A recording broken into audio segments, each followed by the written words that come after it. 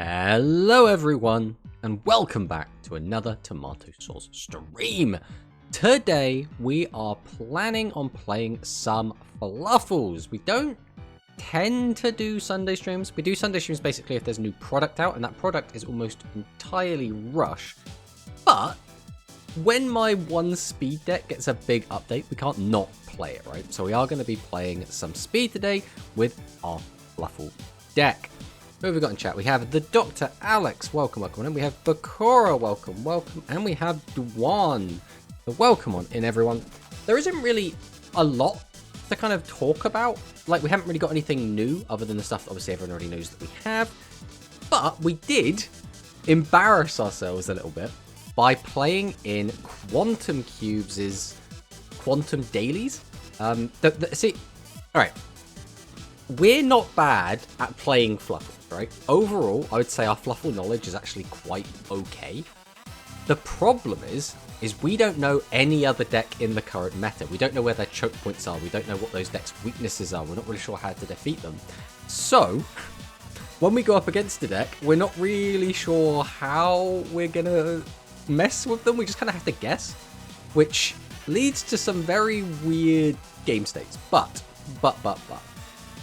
All in all, it's a learning experience, right? The more we play, the more we will gain this knowledge, and hopefully we'll be able to start winning a bit more. So, there we go. Hello, Bella VGC. Welcome. Alright, I guess we're just going to fire straight on in. We've got a couple of builds that we want to try out. The first build we're going to try, I suppose we're going to take a peek at it. It's going to be our 20 card pure.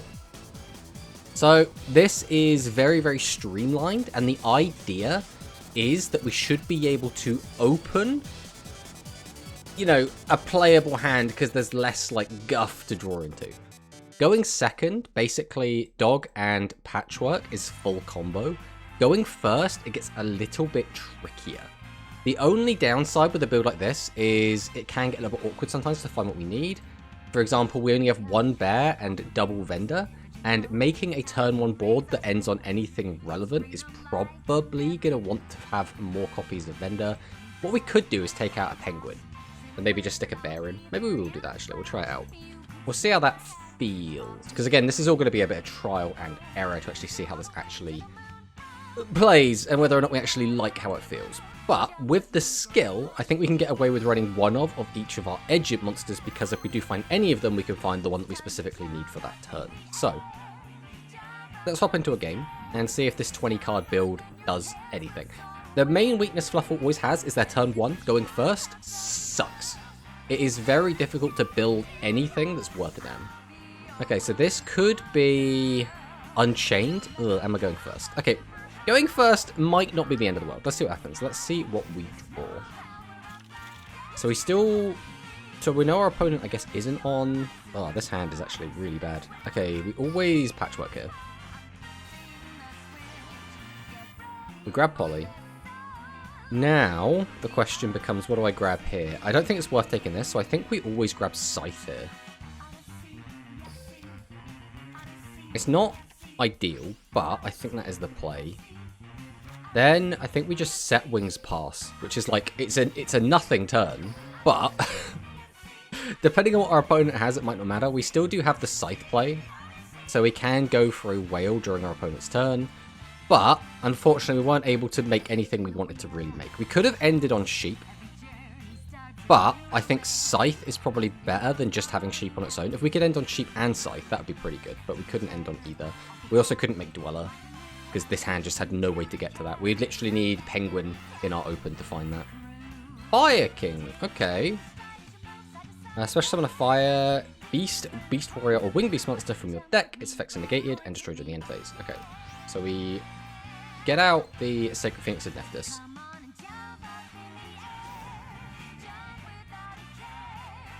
What skill is this?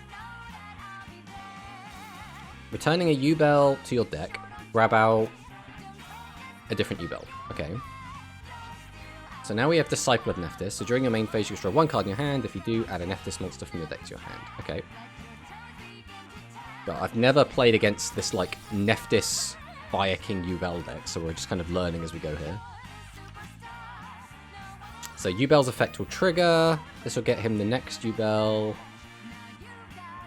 But none of the Yubels have destruction prevention, I believe. They just have combat protection, so that's fine.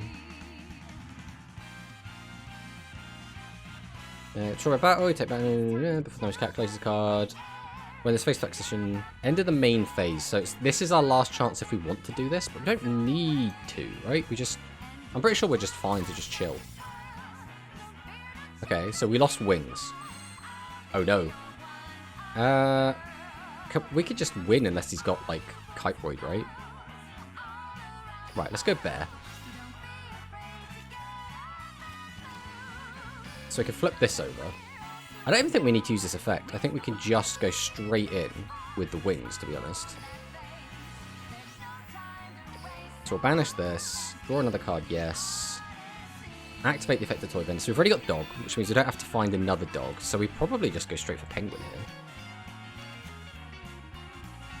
Now we can normal Penguin. Activate Penguin effect. This summons Dog.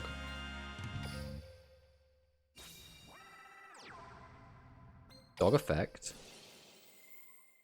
Dog gets me... I don't really need anything at this stage, so everything's just kind of icing. We'll just take the Sabers, I guess. Then we will special summon the Sheep. Activate Sheep. We'll put probably Dog back in hand. I don't think we need Dog on the field anymore. We'll bring out Chain. I don't even need to do this play because we already have access to our guy, but I mean, I guess we'll just... there's no reason to link summon. I've got everything I need. We'll just hard drop Polly. We'll just get the Kraken. So that's going to be these two. I want Chain and I want Penguin. Out you come, Kraken. We'll go Chain. We'll go Penguin.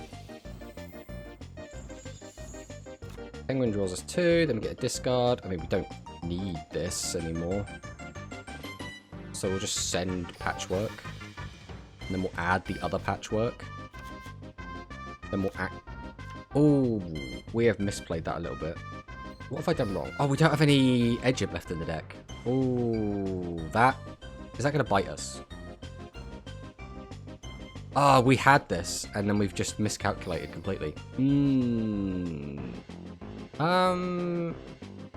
We should still be okay for the most part. We'll activate Fight for Kraken. Get rid of this. So now he's going to summon out the next one.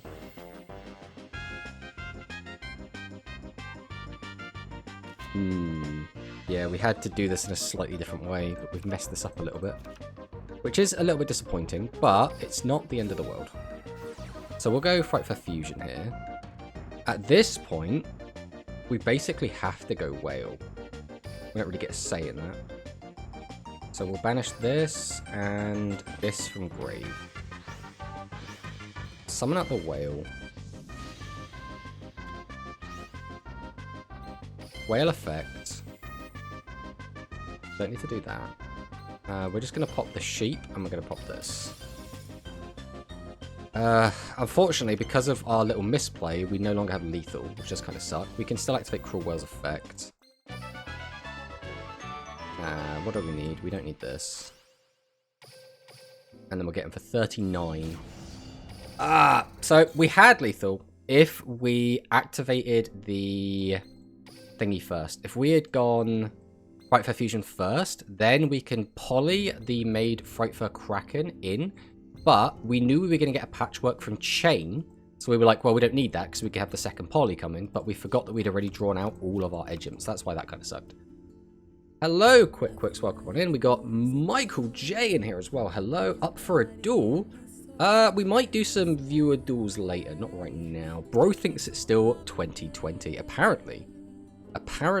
I mean, I didn't play Duel Links in 2020, so I'm not really the best person to ask, but I remember there was like the Fire King horror stuff was way back when. And JD Scrub, hello sir, welcome on in. Now, unfortunately, this board is very fragile, and we still could lose here. Let's see what he does.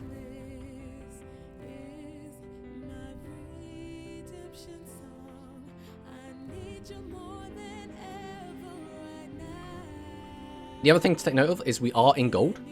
So, you know, we're probably not going to be playing against the strongest players just yet. But we'll get up there. We'll get up there. They added more Yubel Beast Monster, more Sacred Beast. Yeah, I saw they added the Sacred Beast stuff, which is why, like, at the start we were like, this could be a myriad of different decks. But obviously he's not actually playing that. But if you think about it, Yubel got the Sacred Beast stuff as well as she has the skill that the Unchained decks are using. So, like, a lot of Yubel stuff going on at the moment. Mateo 33. Let's see what Mateo has for us. Playing Yami Yugi. What are we thinking? Battle Chronicle?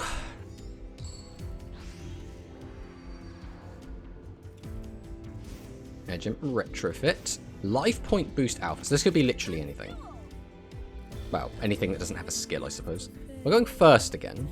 How do we want to approach this? We always patchwork. We can only take one of these a turn, so we always want to get this going. We grab Polly. We grab Scythe.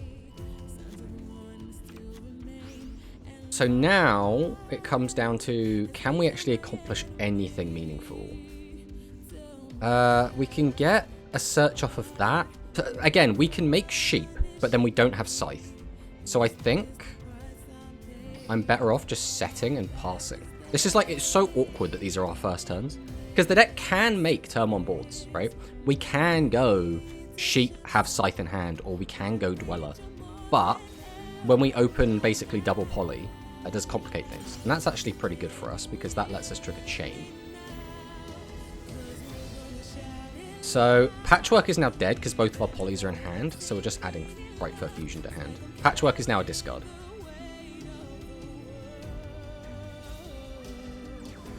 What about his ace, his bear monster? So the bear guy is someone you basically never summon, unless it's to use the skill during our turn. Like, we don't want to open it on turn 1.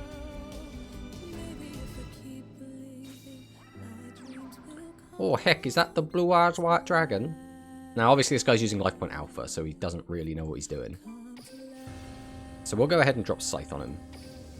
We'll go Scythe, we'll go Bear. Drop the boy down. We'll go Whale Effect. Don't Chain Whale. Target Blue Eyes. Use the effect of Scythe to protect our monster. Goodbye, Blue Eyes White Dragon. And we have Lethal in hand, so he needs Kite Roid or Sphere Karibo or something to live at the moment. I mean, I guess we just go straight for the Fright Fur Fusion, right? No, I don't want to chain that. I would really like to make this, you know. We'll get rid of this, get rid of this.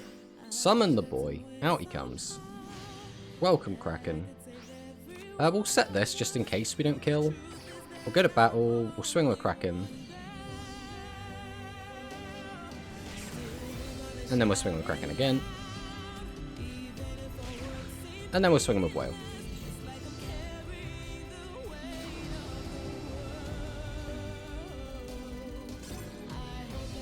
Alright, well, so far so good, but we haven't really had to stretch our muscles, so to speak, yet, right? We played against a weird Yubel deck, and then Life Point Alpha Blue Eyes, so... How's Fluffals? I mean, we always enjoy the Fluffals either way, but we haven't really had any strong opposition to really know how they're playing yet. Like, and we also keep going first, which is not ideal, and we keep opening not very good going first hands, so... Ooh, Yuya. Let's see what Yuya's got for us. This could be like Raging Pendulum. They really got a lot. Yeah, we got a ton of stuff. The issue is that... we're going second for once. The issue is that our going first still sucks, even with all the new stuff. Not the biggest fan of this hand, but one draw could make the difference. We also can Vendor, which is a play. Have you battled his deck again in practice, duel? I haven't bothered with that just yet. Oh, we have Dog. We could go Vendor into...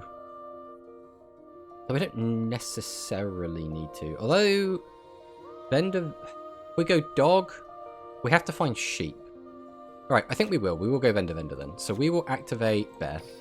That's step 1 of the plan.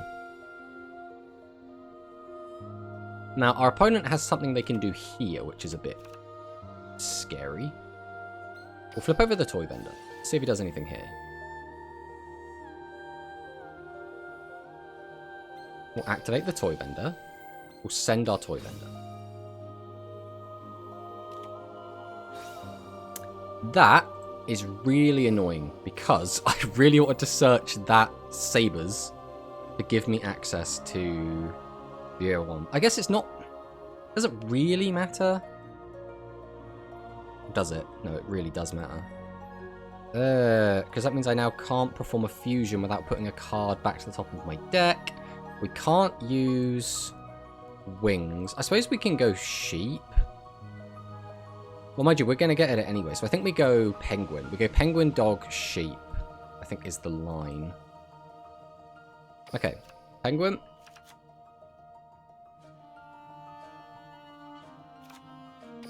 Normal penguin. Oh, because a happy little penguin. Activate penguin. Penguin, go dog. Welcome to the field, dog. What does this guy even do? Neither player can special summon light monsters. That's exciting. Go dog effect. Dog gets me sheep.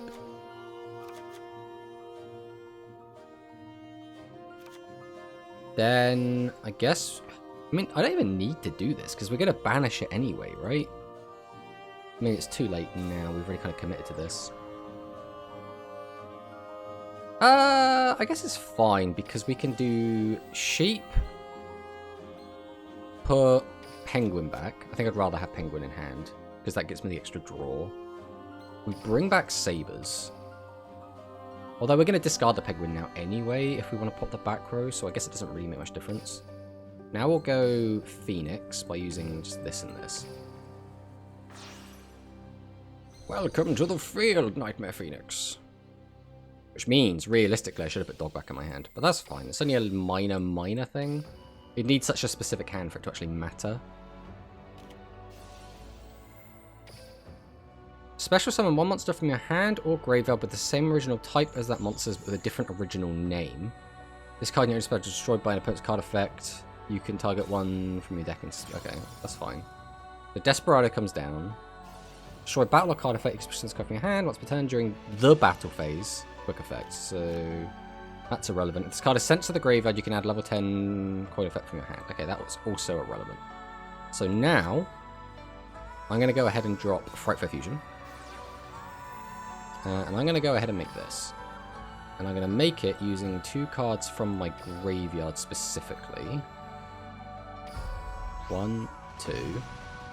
Out comes the Kraken. Activate Kraken effect. Get rid of that. Now he gets to trigger his effect and grab a level 7 to his hand.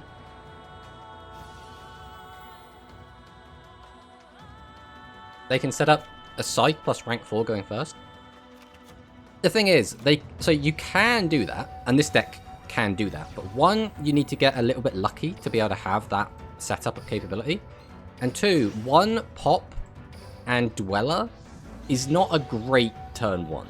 Like, it's an okay turn 1, but like a lot of the best decks won't care. They'll just kill you through it. Alright, we'll just go battle and we'll just swing.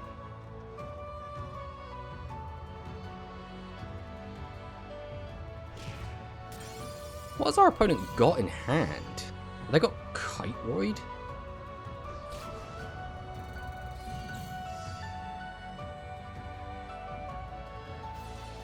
Temperance? From that battle. Attack again! Because I attack twice! Is Kraken's send effect once per turn? It is soft once, but when you use it, you can't attack with Kraken, you know, while it's still face up on the field.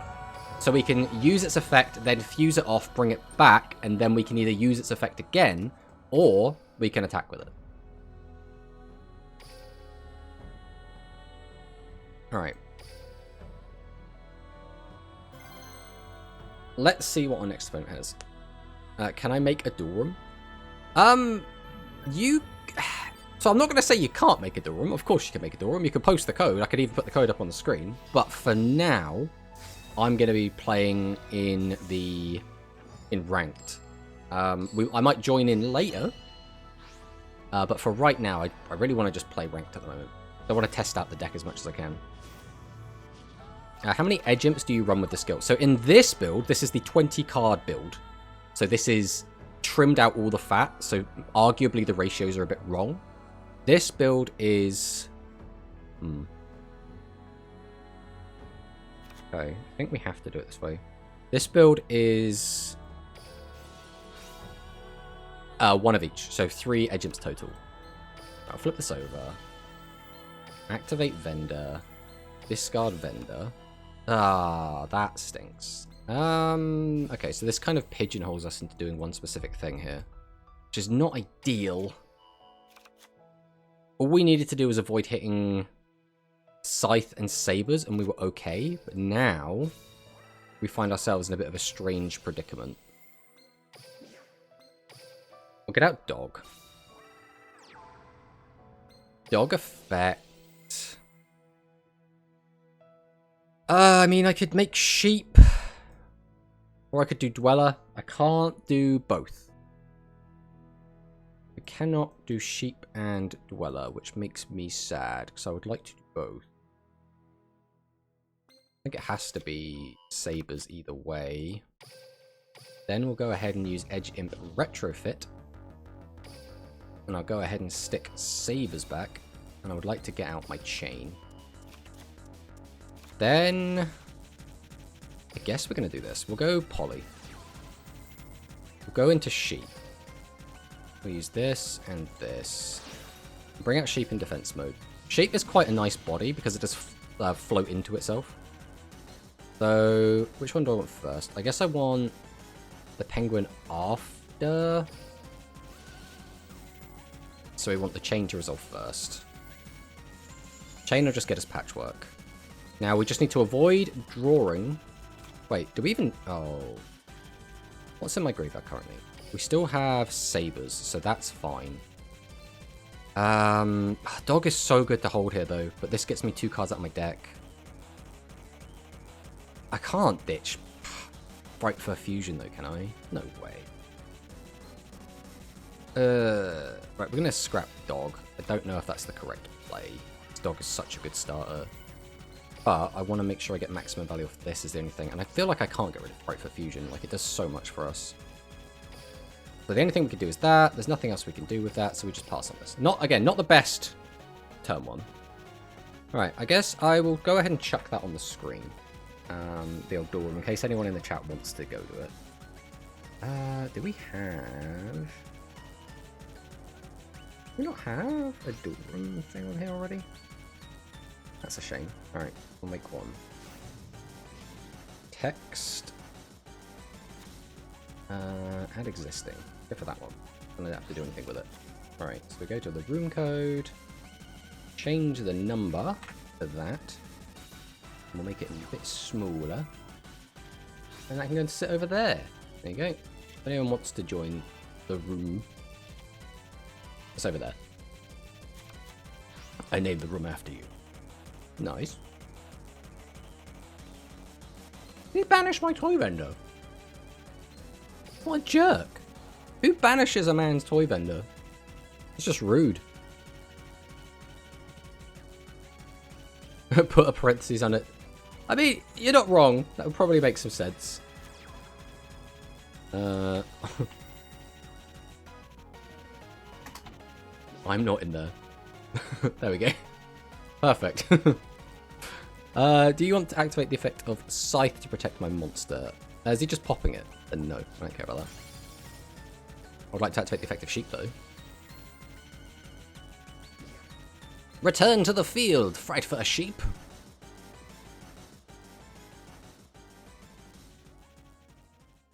And this is why sheep's like not, like it's not a good turn one, but it's like, it's okay.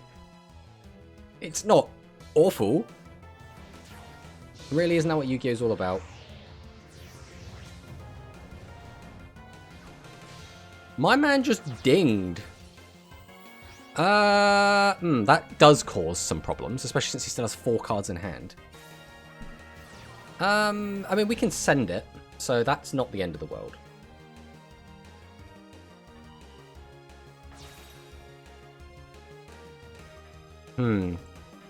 Since he's made that from grave, he doesn't get the pop, right? But this thing can attack twice.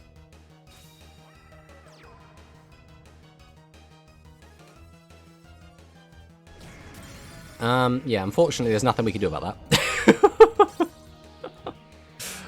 that. So that basically came down to the fact that we milled the scythe. If we didn't mill the scythe, we would have been able to throw a body in the way and not died there. So we wouldn't have won that. We wouldn't have, like, kept our board alive, but we wouldn't have died that turn, which would have been good.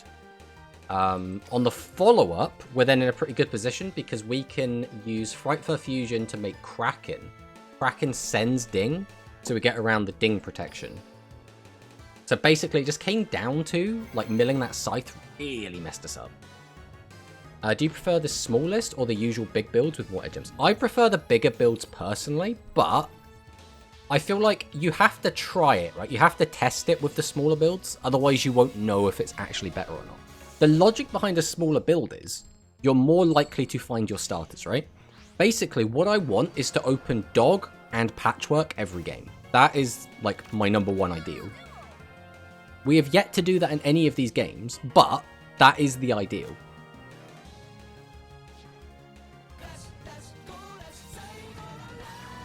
Hey, thank you for the follow. Mr. Ayosb. Ayosb? I'm gonna call it Mr. Thank you, Mr. Can only attack once because it needs to be his only face-up card to attack multiple times. Ah, I see.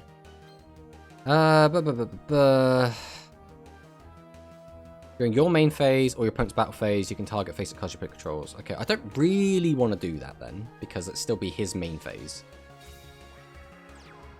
He'll just get to negate the effect. And we don't need to drop it down, because that means we won't have the dog for our turn anyway. So, like, I think we're kind of just chilling at the moment.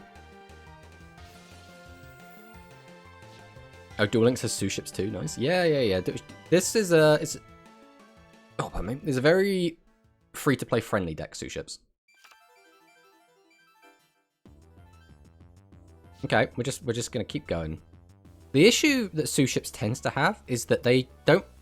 It's similar to Fluffals, in that they can combo off, but, like, doing it on turn 1 doesn't really end with anything, right? It's like, it's gonna have a bunch of guys, and then I'm gonna ideally just pop them all during my turn, and then it won't matter.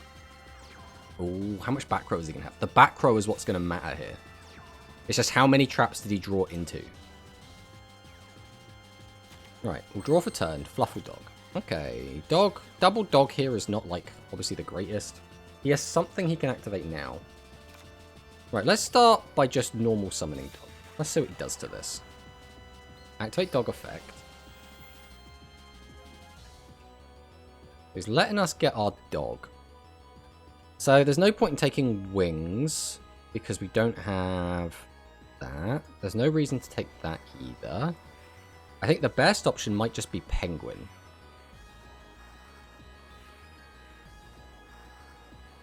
Yeah, okay, we'll take Penguin.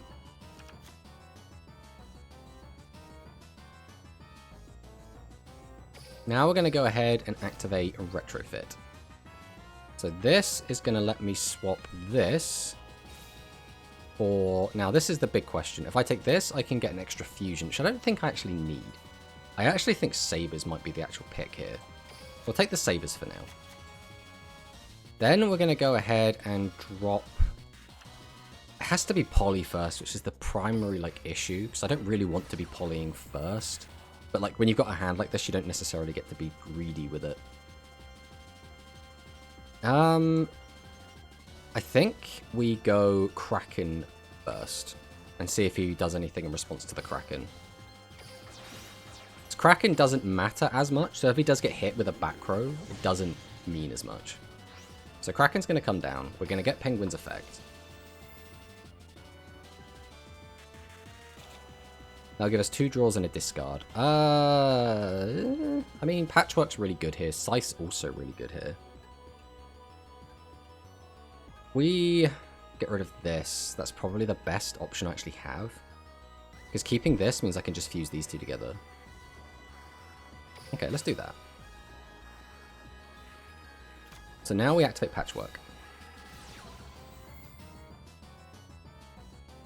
Patchwork adds Poly and Chain.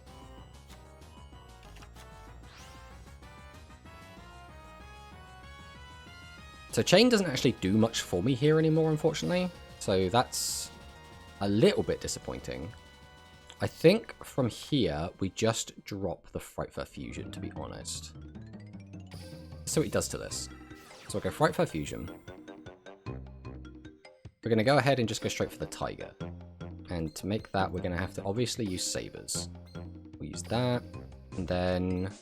Are we using both? I don't think there's a reason to not use both.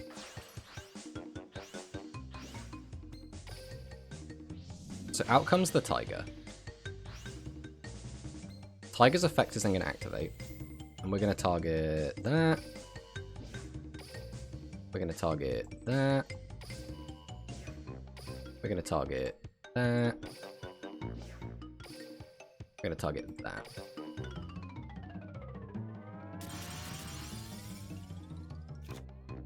Then we're going to go ahead and activate Kraken's effect. Send that to the grave. Then we're going to activate Poly. We're going to make Sabertooth using this from our hand and this from the field. Out comes Sabertooth. Then we can activate Sabertooth's effect, target the Kraken, and then we can activate Chain's effect. You can grab the Patchwork that doesn't actually do anything anymore. We'll grab out the Kraken, and we'll just go to battle. Go, Kraken! Attack twice! And there we go. There we go! I kind of feel naked seeing Fluffal's not setting up Scythe and making Cruelwell. I mean, if... So, it depends which Scythe we're talking about, right? Because I'm used to, on Master Duel, setting up Artifact Scythe. So, there is that, because you can go Scythe to Scythe, which is pretty gross. We didn't play around Skullmeister with that chain order. You're not wrong. I don't usually... So this is my primary issued one, right? This is my main, like, weakness, is I don't know the current meta enough to know what I should and should not play around. I also do not know which speed decks have what choke points and where. So, like, it creates problems. Okay, this is actually a very good hand. Can we make anything impactful with it? So we always get Patchwork. We grab one, I think we grab the Chain first here. We go 1, we go 2. I would really like to get Penguin so we can do an extra play here, but I don't think realistically we can get Penguin, which is a shame, but it does just kind of happen. So without the ability to get Penguin, we just normal Dog here. So Dog effect is going to grab us... I mean, we could just go Wings. Like, it's a little bit greedy, but... Imagine we hit Penguin. We'll go Bear here. Oh, wait, no, this is super greedy. No, this is fine. This is fine, because this gets us a Penguin either way. It's just not necessarily where we want it. We discard Wings.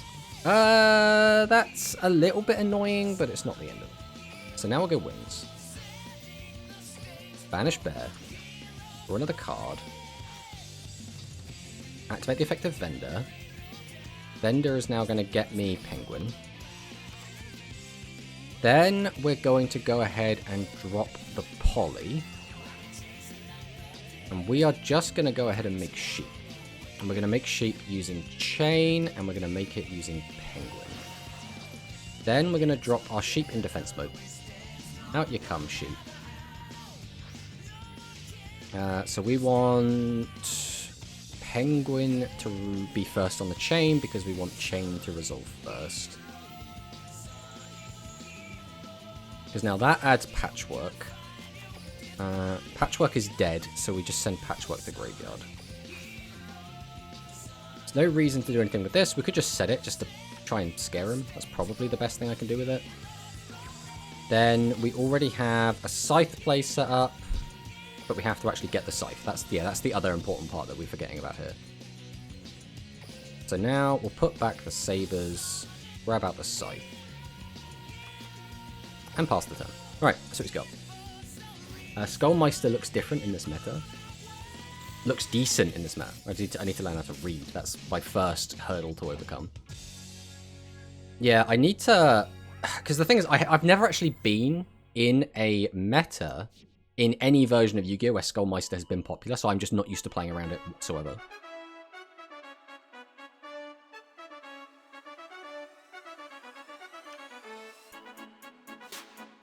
Turn 1, 5 cards in hand. Yeah, it's not bad, but all we have is 2 bodies, one of which floats, and 1 interruption. So, 1 card from the deck face down. If they do, during the end phase of turn, both players add a card to their hand. Is this going to be like Exodia? Is this like Exodia FTK? I have a feeling I'm about to get Exodia'd. Wait, this can't be Exodia though, right? He would have said at the start if he added it all to his deck. Select a card to banish. I mean, I'm not banishing that. I don't think we need sheep anymore, just straight up.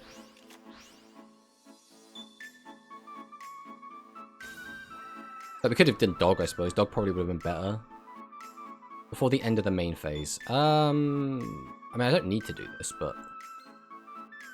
Why not, eh? Let's go Scythe.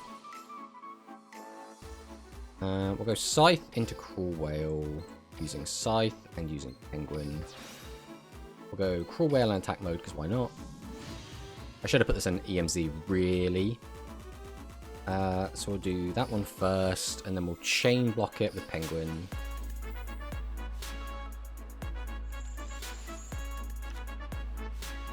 I really don't need any of this stuff. Go away, bear. Then we're going to pop our useless back row and his defense monster. It was Magician of Faith!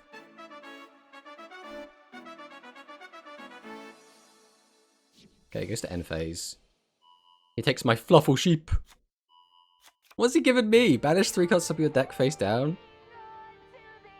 What is this card? I am so confused. Okay. I mean, do we have... I don't think we have Wolf in here. No, we don't. I guess we drop Fright Fur Fusion, and then we'll just make this, just to try and play around the... I guess I can keep that in the field as well. That's actually really funny. Because I can fuse into the EMZ. This plays around Kiteroid. That's the word I'm looking for. Go, sheep! Go, Kraken!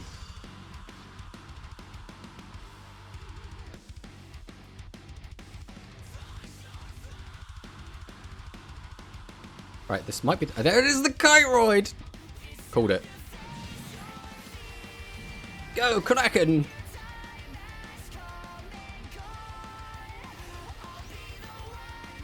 Unfortunately, if he has double Kiteroid, we can't actually beat him. Because, in order to play around double Kiteroid, we would have had to have buffed Sheep. Oh my god, he actually had double Kiteroid. No, we couldn't have killed him anyway. There was no way to kill him through double Kiteroid. Because he still has a Kiteroid, he just wouldn't... he would have just done this and just not used it. So we don't have any cards left in our deck. Which is a little bit awkward.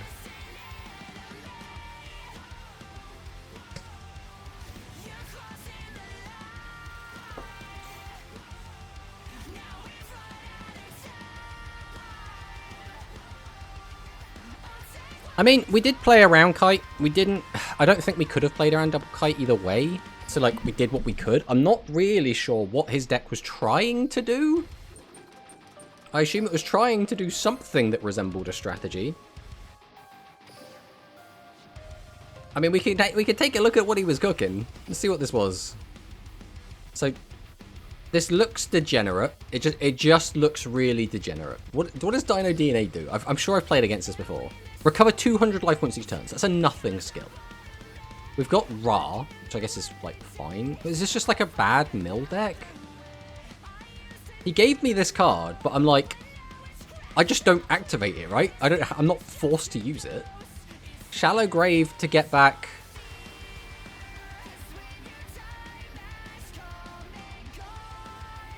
Huh?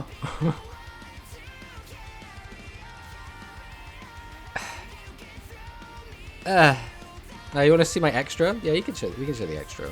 Here you go. So, this is not necessary. This is like close to the ideal extra deck. The logic is, most people don't play Sheep, because Sheep is not very good. But, if your turn one's gonna suck anyway, why not have the option to go into a monster that can float, right? That's the logic behind Sheep being in there. The rest of this is pretty standard. Some people won't go Sabertooth, but Sabertooth gives you a really, really strong going second, where if you open with Dog and Fright Fur Patchwork, you can basically almost always just win the game on that turn, which is why I like using Sabertooth. Right, let's jump in again. Let's see what our next opponent has. No Dolphin or Penguin. So we are on one copy of Penguin, and we're not on Dolphin. So this is, because obviously you weren't here earlier, Jaybird, is we are currently playing our 20 card build, which is just like completely thinned down the deck. Now the 20 card build I don't think is the best build. I don't think it's necessarily a great build at all, but we're just testing it. We're just seeing how it feels, right? The idea wow, that's pretty bad. That doesn't get much worse because that has turned off all of our patchworks in the deck. Our skill has been turned off because we've got all of our edge imps in our hand. I guess we go Toybender because, I mean, we've got really not much to lose at this stage. We'll activate the effect. We'll send Chain. So that at least gives us something. That gives us a Scythe play. We can activate Chain here. All of these are now dead, so if I add them to my hand, they are there just to get discarded. Fusion is the only card that actually accomplishes anything, so I guess we're taking that. Then, I actually think we might just be passing the turn. I mean, we don't need this Sabers right now, so we could just set this. If nothing else, it's just something for him to think about. Now, if he banishes it, that kind of stinks, but it is what it is.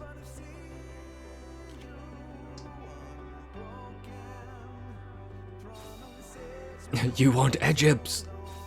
We don't want all of them, not all at the same time. Did our opponent show what skill? Yeah, he's on Battle Chronicle, okay. So is this banished?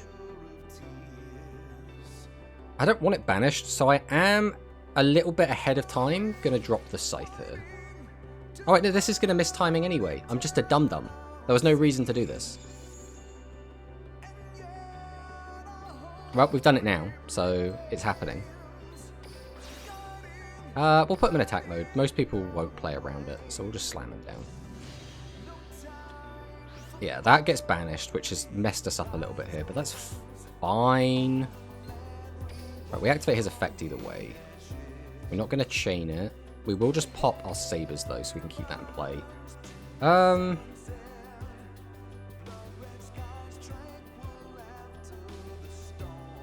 guess we're going to pop the monster.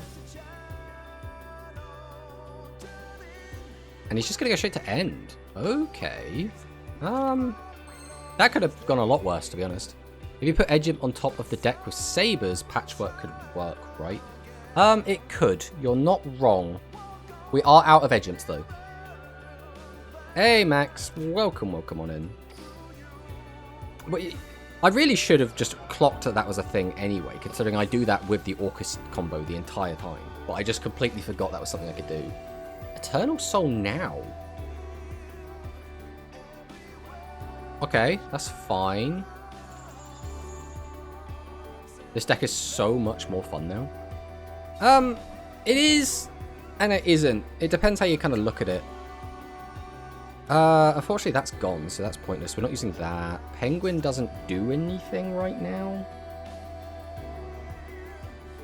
Do we just take Penguin? It's Penguin or Bear. Either way, we're not using either of them. I think we're just going to take Bear. No, we'll take Penguin. We'll take Penguin.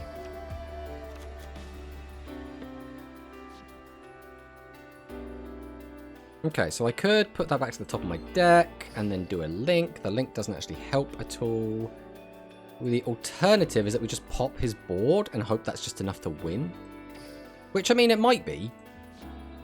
Let's just drop the Frightful Fusion. Let's see what his last back row is. Now, we might get cooked here, because if that back row interferes with us, we could theoretically have done a better play than this, but... we don't need to pop the third. So we'll go Tiger. Tiger effect. And we'll pop this. And we'll pop this. If this is like a negate, then I'm going to be so sad. No, everything's apparently fine. It was Magic Cylinder, guys. We were worrying about nothing.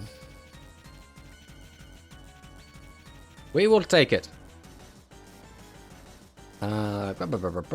Yeah, I'm still digging for copies of Scythe and Patchwork. I got 2 times Cruel Whale now. Nice. Yeah, the build we're playing right now is like very, very thin. I think we might swap off to a bit more robust version because the 20 card version, like, I don't feel like we're opening any better hands than usual. And like, if anything, we got punished there because we had less like cards to search for. So this is our like 25 card build.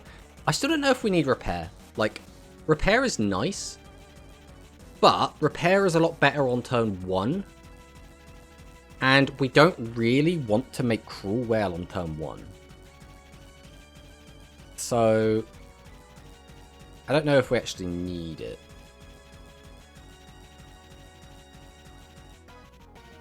Like, it's a nice send off of Cruel Whale, but like outside of sending it from Cruel Whale, there's no real good way to use Repair. And Repair primarily, without, like, because this isn't a Link deck yet, right? I'd honestly cut Bear from 3 to 2. So the reason to have Bear up at 3 is that that gives us 5 copies of Vendor. It's not about every single Bear having value. It's about ensuring that we do find a Vendor early. Because basically, if we want to get to Vendor, we have 1, 2, 3, 4, 5, 6, 7, 8 ways to get to it. Which means if we have any one of those 8 and a Fluffal Wings, or any one of those 5 and Dog, we can then get to the Wings, which then gets us, you know, the search off of the Vendor as well as the double draw off of Wings. So that's the logic behind maxing out on the Bears. Because the ratios are going to get funky no matter what we do with this. The main way we want to use Repair, though, is to get out... If we have to summon Dog first, we want the Repair to get out the Penguin, because then that's our easiest access to Dweller if we don't have Penguin in the open. But, again, the only way that works out is if we summon Cruel Whale turn 1, which we always want to do it on turn 2, because of Edgem's Scythe. Now, we could just put a second Cruel Whale in, but that means taking something else out. The obvious option would be Sheep, but Sheep is quite a nice turn 1. It is a little bit high roll, though. That's the only real issue. But again, I don't really think we need the Repair, to be honest. We could even go up to a second Scythe. But, like, I think with the second Scythe, I want the second Cruel Whale. Alright, let's leave it like this for now. We'll try it out with this build. I don't run Sheep, I run Cat, though. So, in my opinion, Cat is for high rolling. And it doesn't add a whole lot of consistency. Cat is so that you can just spam out fusion monsters, which makes you better at killing your opponent on turn 2, right? But on turn 1, Cat still doesn't really solve any of your outgoing issues. Sheep is a 2-card combo to just kill your opponent, right? If you just open dog and patchwork, you can go dog, search sheep, patchwork, search chain and poly. Then you can go sheep, special summon next to dog, put dog back in hand, special summon chain, link into any link 2, triggers the effect of chain, chain gets you fusion, activate fusion, summon out the Kraken, then activate poly to fuse the dog in hand with the Kraken on field into the Sabertooth, and then you have a Kraken whose effect can be used to get rid of one of your opponent's monsters, followed up with a Sabertooth and a Kraken that can still attack twice, which is like a really, really strong one. Maybe I'll put sheep instead. So again, sheep has weird uses, right? Sheep is in here basically so that you can trigger chain without fusing it, right? That's the primary use of sheep. But you can also use it to get out chain to do rank 4 plays, right? So what you could do, for example, is summon dog, then get out sheep, use sheep effect, the problem is we'd have to have a third monster out. So we'd have to have like dog plus something else plus sheep. Then we could again put the other monster back in our hand and then drop the chain. But that gets a bit awkward. That basically says we need to have bear out. And that's going to happen very infrequently because we only have 2 toy vendor. But it will come up occasionally. I prefer this because I think going second, sheep is like super, super good. Like again, I really like just the fact that a turn 2 combo is just dog plus patchwork, and that it won't kill through anything because obviously, you know, back row is a thing, but it's a very strong going second, and it's only a 2-card combo.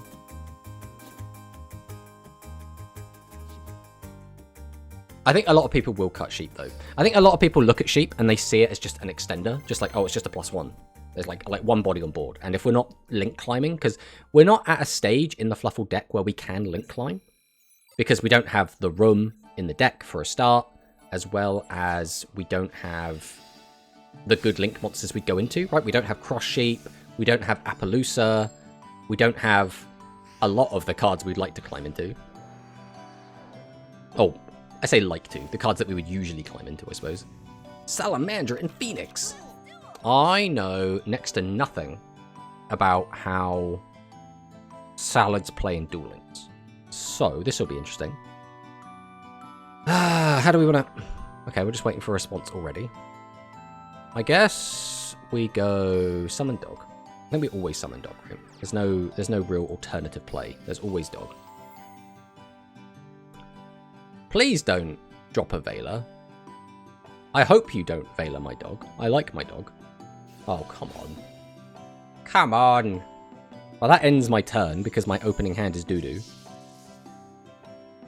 I mean, we have to use Edge Imp Retrofit either way. We'll put Sabers back in. Grab out Scythe. And then we pass. Man. That sucks really bad. It sucks really bad. When they add Cross Sheep to the game, my list might change. Yeah, Cross Sheep is so good. Add a noble knight monster, noble knight's card to your hand. If you're destroying battle since the graveyard, this card's in your graveyard, you can add this card to your hand. Okay, that's fine.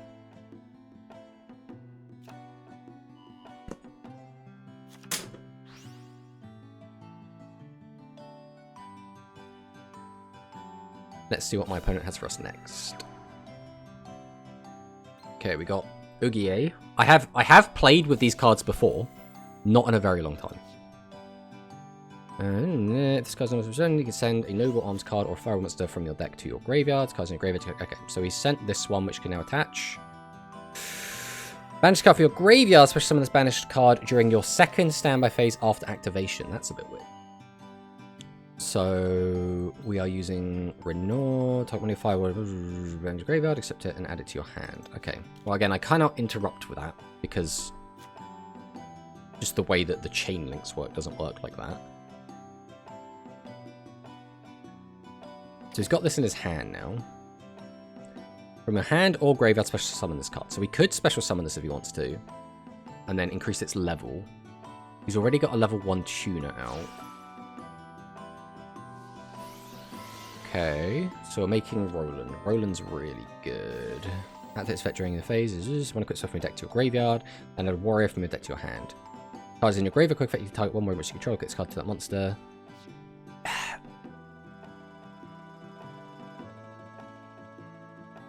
this is where stuff's going to get a bit funky. Because I'm pretty sure I want to, like, let him go all the way in. And then get him when his final boss comes out.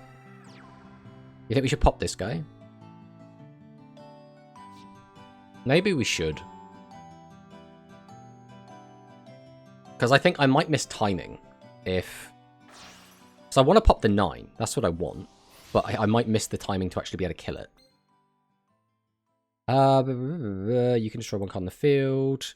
During the end phase, you can equip one spell forward from your hand. Okay, I think we'll do this now.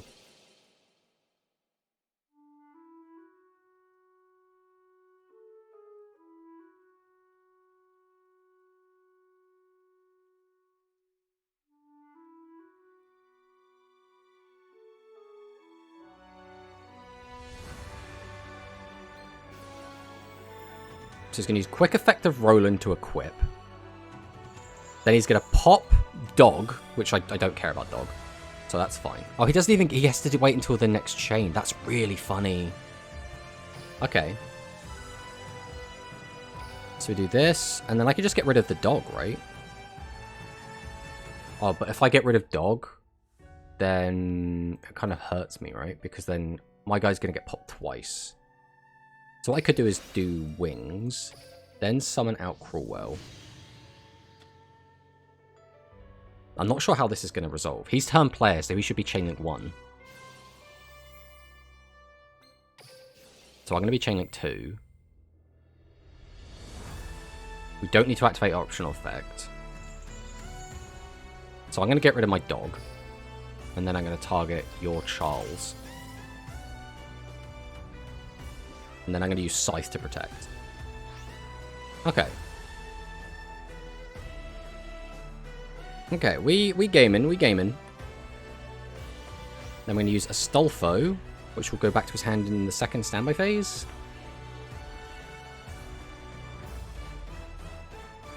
Hey, if it isn't Sakadetsu, welcome on in. Hope you have fun with Fluffals. I mean, we're always a big fan of the Fluffs. Immortal Phoenix gear free to hand. Crazy, man. That's not, like, a particularly exciting draw. I mean, I guess we have, like, a really good play to make. It's just a bit awkward. So I'll go Bear. Bear gets a Suspender. Activate Bender. Waiting for a response. What is in our graveyard currently, actually? Can I just look at my graveyard? Okay, we're actually completely fine. We've drawn, like, nothing so far. We don't want to activate that. We'll activate Bender. Send Chain. That is fine. Chain grabs Patchwork. Activate Patchwork. Grab this, and this has already been activated this turn, so it's irrelevant. So I guess we'll just take Sabers. Sabers is a little bit awkward, though, because Sabers has some, like, extra use we could use. But now we're going to drop Polly. I will fuse... Wait, didn't mean to do that. Oh, well. We're doing this now. I just wanted to select it as a fusion. Yeah, sure, Sheik. You can go to the graveyard. I combine my two monsters together. Should I try to cog with Unchained this month? I mean, that's entirely up to you, Max. I think Unchained's a really cool deck. I do really like Unchained. Out comes Sabertooth. Activate Sabertooth effect. Let's bring out the Cruel Whale. What's in our graveyard still? We have Wings. I forgot we had Wings. It's just in there. It's just chilling in the grave.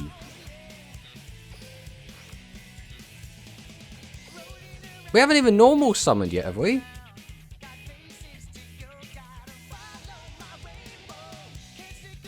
We have so many just things. Go Dog. Normal Dog. Dog effect. Again, I don't need any of this stuff. We're in such a weird, privileged position. Give me Penguin. I mean, we still could die here. Let's see what happens. Go, my cruel whale.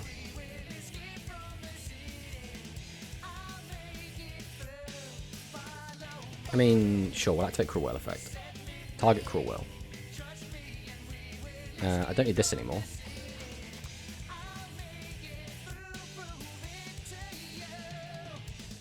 Why does everyone have Kiteroid? Why does everyone have this card? How many Scythe do you have? So we own 3, but in the deck we're playing 2. No, in this deck we're playing 1, I think, because we're searching it. Yeah, we're only playing 1 at the moment. Because the reason you really want to play more than one Scythe is just so you can draw into it more often, right? That's like the main logic. But if we have a way to search it, we don't necessarily need that. And usually, we will win when it's our attacking turn. But everyone and their mum, apparently, is just playing Kiteroid. 3 Patchwork. Yeah, Patchwork is... So Patchwork can be dead quite a lot, but the idea is we want to see it on the first turn every single game. Why only 1? We just explained why only 1.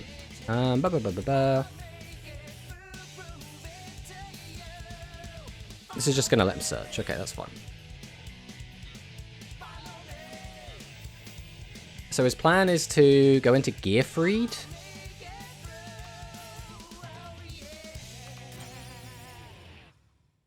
Man, I'm getting really sick though of Kiteroid. Because usually we're very good at playing around Kiteroid, but like we weren't really in a situation there where we could. It's better too, because then how will you destroy another one? What do you mean, how will you destroy another one? What does that sentence mean, Cyclone?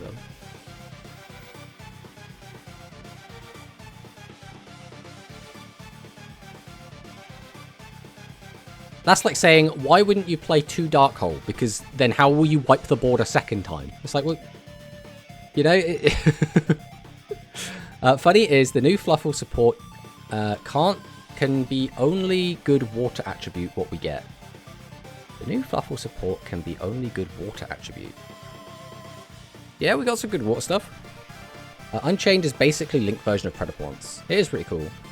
Whale, it's not once per turn, that's why. Yeah, but again, how often are you going to want to whale twice in one turn? Because, like, you know, Kraken is not once per turn. Tiger is not once per turn. So, like, you know, by that logic, why wouldn't you have more capabilities to summon all of them?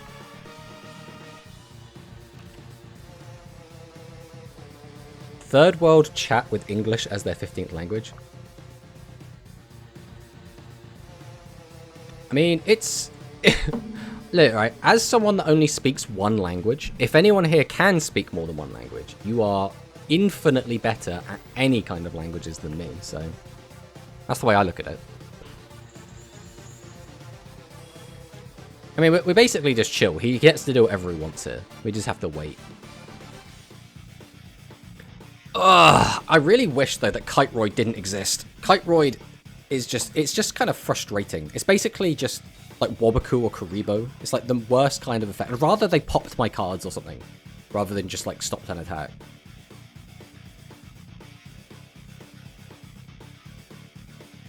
We're probably dead, right? Like, surely we're just dead.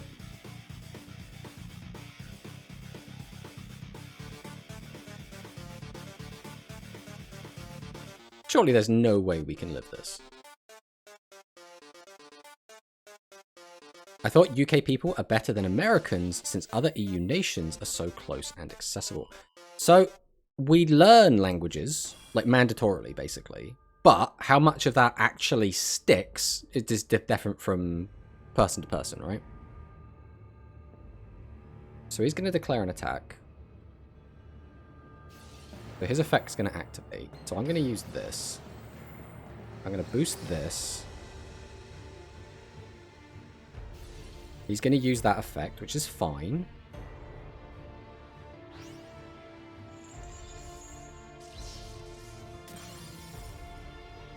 Oh, right. He can negate. I forget he does that. Oh, so yeah, we're dead. I forgot he had a negate. So basically, nothing else matters. We lost to Kiteroid. Literally nothing else matters. We didn't lose to anything else except Kiteroid. And unfortunately, we were not in a privileged position where we could make a play to play around Kiteroid. Which kind of sucks. That is one thing I would really like in Duel Links, is give me Called by the Grave so I can actually interact with hand traps. Because hand traps basically can't... Like, we can't interact with them, like, at all. There is no way for me to interact with a hand trap outside of give me Called by, right? Wolf over sheep, time to crash out.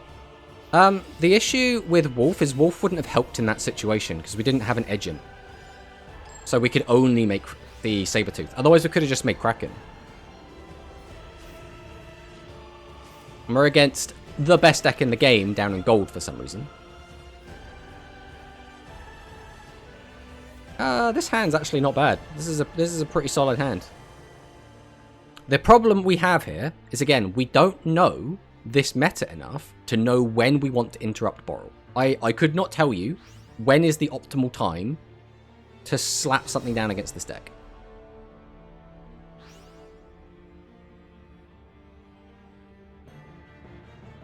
I also don't know if we can actually beat Borrelode Dragon. I'm going to play Lunalight. Lunalight's a pretty fun one. Well, there's Quick Launch. Using Scythe gives him a free link too. Food for thought. Using Scythe gives him a free link too. What do we mean by that? Because, I mean, at some point I probably have to use Scythe. Right, Tracer's effect goes off, he gets to grab out another boy. Skill second effect. The problem with these bloody skills, though, is they have so much text on them. Reveal level 7 high dragon from your hands, and graveyard, add one for the hand this turn. So why does this... I don't understand why that means that interrupts me from doing anything.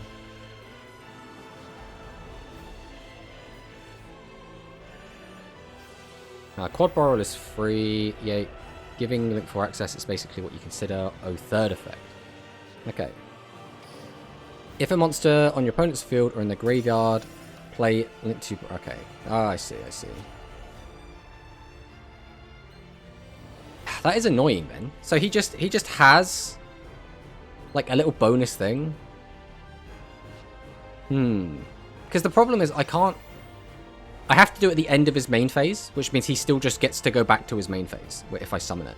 So, like, I feel like I'm in a lose-lose situation just because the skill, like, accidentally counters me. Alright, Spiral Dragon brings out the level 8. We're going to go into a Link 3.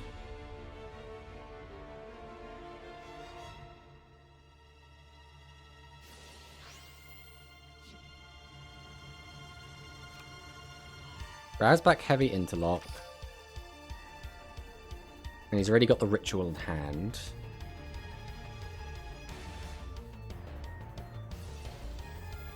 Goes for the Spiral Dragon. The other issue with this hand is that currently we don't have any of our ways to mess with... We don't have Dog and we don't have Patchwork, which is really awkward. Okay, so we have Delingus.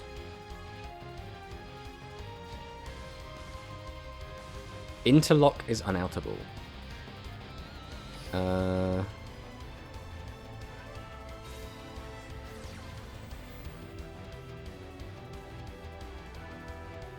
Yes, I can see how that might be a problem. I mean, even if I summon that, I can't stop it. He's going to send Exploder Rocket, right? But I can't do anything about that because if I summon my guy, his effect resolves. Oh, he's going to send Blue Eyes from hand, apparently.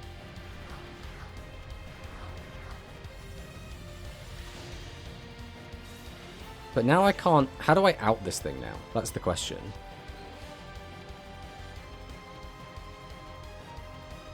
Like, he has a quick effect negate. I guess I have to just attack over it.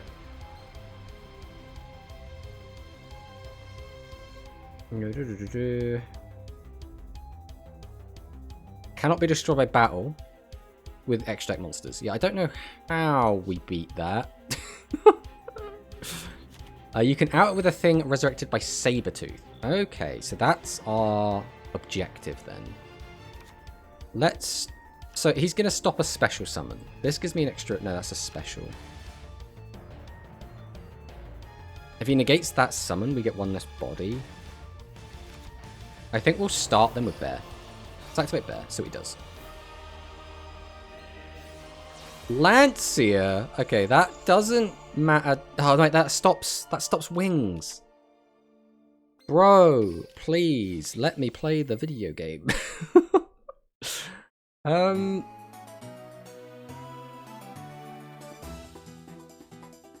do that, swap that for that. I'd have to dog, but then we still can't do...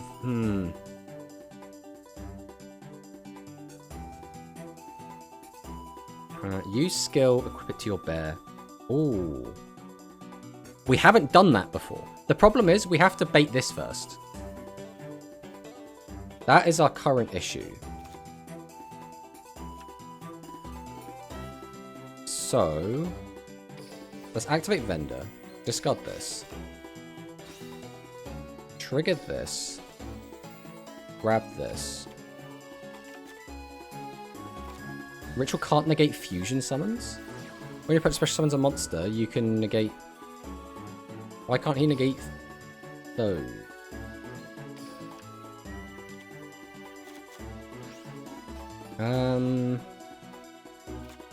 I guess we summon Dog. Activate Dog. Grab Bear. Oh, okay. So it's like a timing thing. So then we go, what, Poly? We go straight into Bear.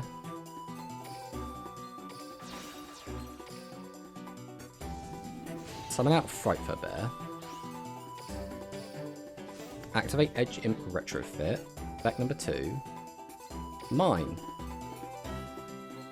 That is the first time we've actually used that skill. It has not come up any other time so far for us. We can use this if we want an extra body. What does that body get us? A Link 2? Which doesn't really accomplish anything.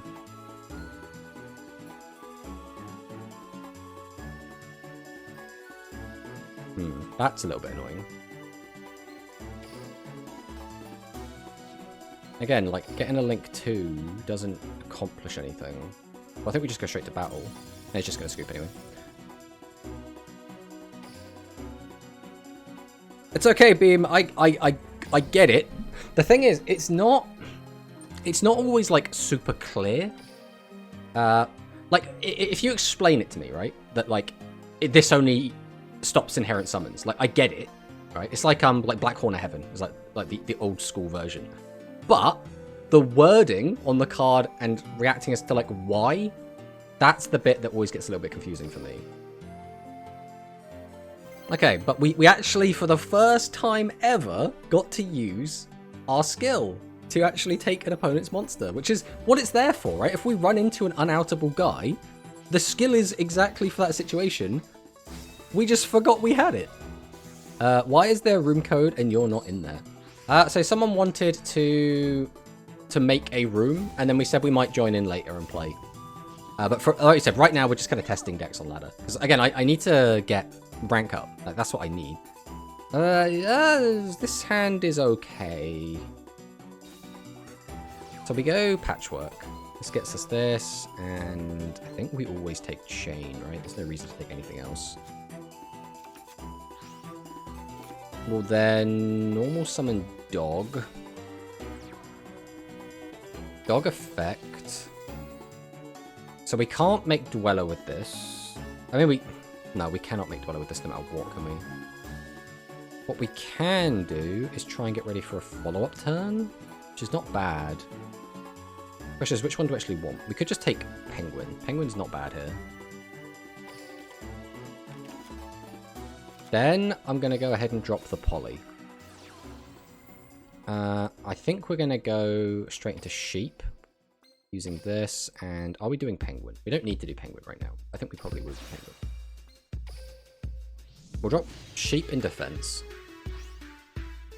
Then, which one do we want to resolve first? Okay, we'll do this. We'll do this. So here we're just going to grab Patchwork, set us up for next turn. And now Patchwork is awkward again. And now we just don't even really need the Patchwork. We'll probably just send it to the graveyard.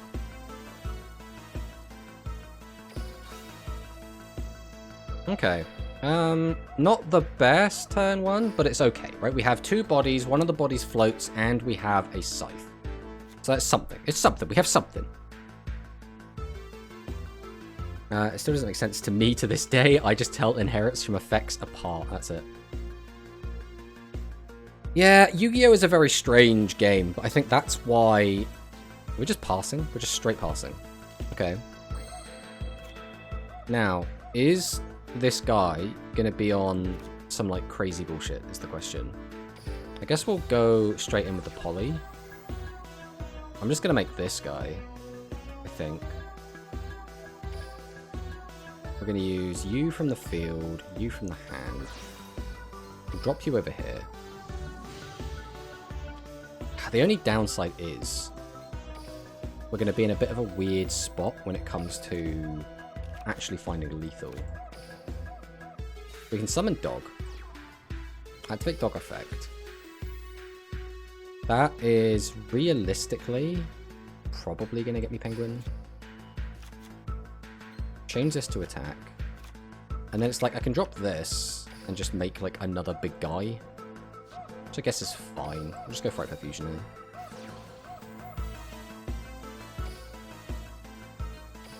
So I just want to be able to threaten lethal. That's all I want. And I'm pretty sure this threatens lethal through just about everything. We'll just go to battle, swing. Swing. I guess we'll drop this effect now. Give him the boost. Probably sending you. Alright. I mean, there was a chance that he had a load of Kite Roids, right? There was a chance. Damn, I was busy and missed the start. So you haven't missed much, Manicus. We're just chilling with the fluffs. Actually, have we been Is that right? Have we been streaming for like an hour? We have. I genuinely feel like we've been streaming for half an hour. We've been streaming for an hour and a half.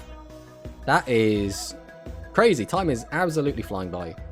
I'll tell you what we're going to do now. We are going to mix things up again. I want to try out a different deck that we've been cooking, right? Arguably, we should not be allowed to cook, right? Because this deck is an abomination. But this does look really fun, right? Now, this deck is probably going to be a bricky mess, but I really like Unchained, so we're going to try it out. We're going to see how it feels. Theoretically, this deck can end on a really good going first board. It's probably not going to, but let's see what we can do. Let's see what we can do with it. Time flies when you're having fun. People do be saying that. Abomination. I see what you did there. Listen, we're not above puns, okay? We are not above them. Judson Raphael. Okay. Oh, it's Sora versus Ubel. Oh, man, that's crazy. We are going first, which is really not what you want to do in this match. We really want to be going second against Fluffals. But we also don't want to open this, because this is ass. Are we just dead? We activate this, do that, and then pray we hit something useful.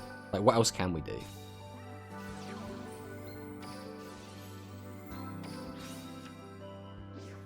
We are rewarded. Our prayers have been answered.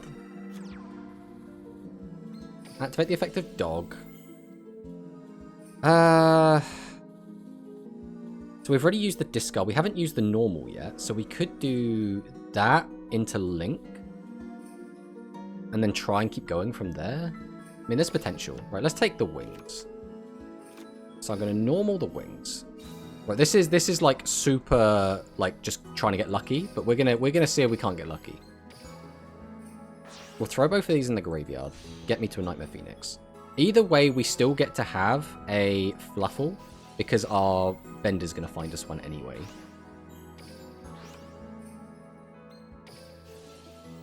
Right, Vendor is going to get us to probably Penguin. Although we haven't used this yet. We could just grab this. Let's grab Bear. Activate Bear. Bear's going to get us Vendor. We're going to flip over Vendor. We're not going to use the Vendor. Instead, we're going to use a Ruha. We're going to target the Vendor.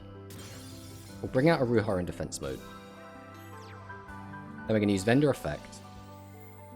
This is just going to get us to Penguin, which is going to be our fusion target. And I think that's it for our turn 1. We don't have a way to pop a Ruha outside of exactly thingy, so I think that's it. That's it for our turn 1. Right, let's see what our opponent's got. So now we can show like how this works. I have a question. Why summon Nightmare so early? So Nightmare was in here just to get cards in the graveyard. We made that just so that we could get Wings and Dog engraved. There was no other reason. He is just wasted now. Unfortunately, that means we've lost a Spell Trap pop, but for this matchup specifically, we shouldn't need one anyway. Patchwork. Oh, that's kind of scary. Alright, if he drops Dog as well, he has full combo, and we are going to be in an awkward spot. He grabs Scythe. Scythe is an interesting choice to take here. Summons Penguin. That's scary. Because he's got the Poly, he's got the Scythe. If he link 2s, we could be boned. So I actually think we have to use Scythe here. Surely that's not correct. Royal Flights, we probably only care about Kraken or Bear. No, I think we let this go. The thing we're worried about is that he could just summon Dog now and then overlay into Dweller. Okay. That's fine. Dweller was the only thing we cared about. If he doesn't have Dweller, we're kind of chilling.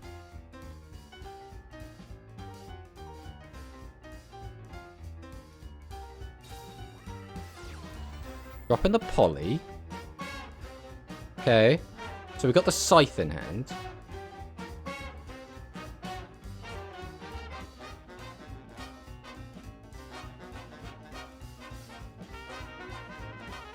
What are we making? Because you want to use the cat to get back the Poly.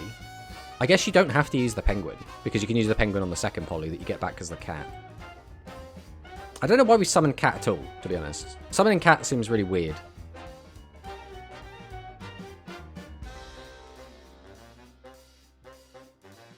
Maybe it's just literally to try and bait Scythe.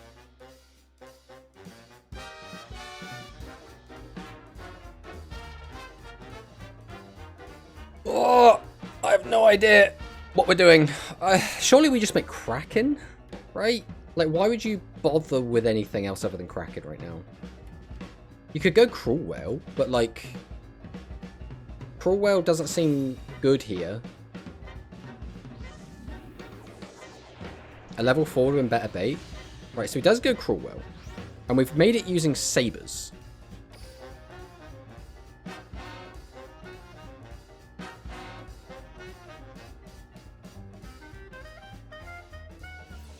We're using Cruel Whale effect. So we're going to pop Penguin?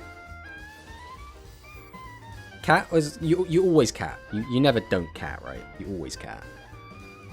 This is fine. What are you popping? You've got to pop Phoenix, right?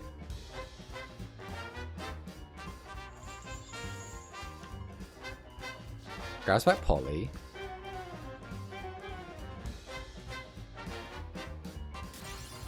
Okay, it does pop the Phoenix. I don't know why, but Phoenix has gained value somehow. Is that Unchained? Yeah, we're playing Unchained now. Can't you see this the stream title? It's like Unchained Gaming or something. Unchained Time. Sad waste of a Penguin. That whole turn just confused me, to be perfectly honest. Now we're dropping the Fright Fur Fusion. Okay. What are we making now, though? Why not play Pure? Because we're testing. That's the whole point of testing, is we test lots of different stuff. And I see Fluffals? No. I'm sure it says Unchained Time. I wouldn't gaslight you. What are we making now? I mean, it's got to be... It has to be... Wait, it has to be Kraken, right? It has to be Kraken. What else could you make to deal with this? It has to be Kraken. You missed the 90 minutes of Pure Fluffals. 2 different versions of Pure Fluffals. Right, Kraken comes down. So now, we're going to go Sight. So he can activate Cruel Whale in response. That's his current chain. Let's go Cruel Whale. Using this. And this! Behold my Cruel Whale. So we do this one first, and then just in case, we do a chain block with the penguin.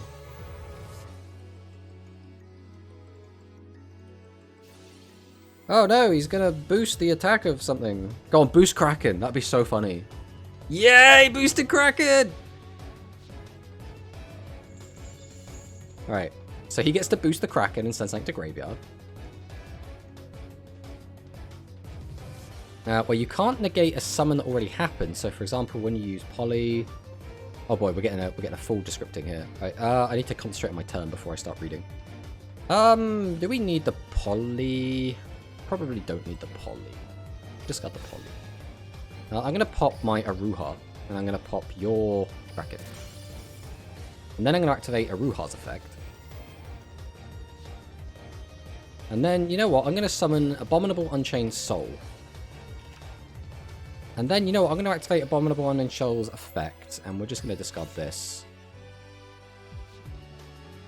And we're just going to pop this, you know.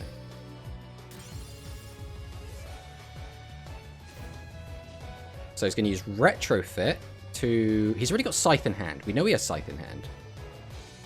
So he's going to put his Scythe back. And then give up. I respect it. Right, let's read this Dwan thing, because I really want to understand this.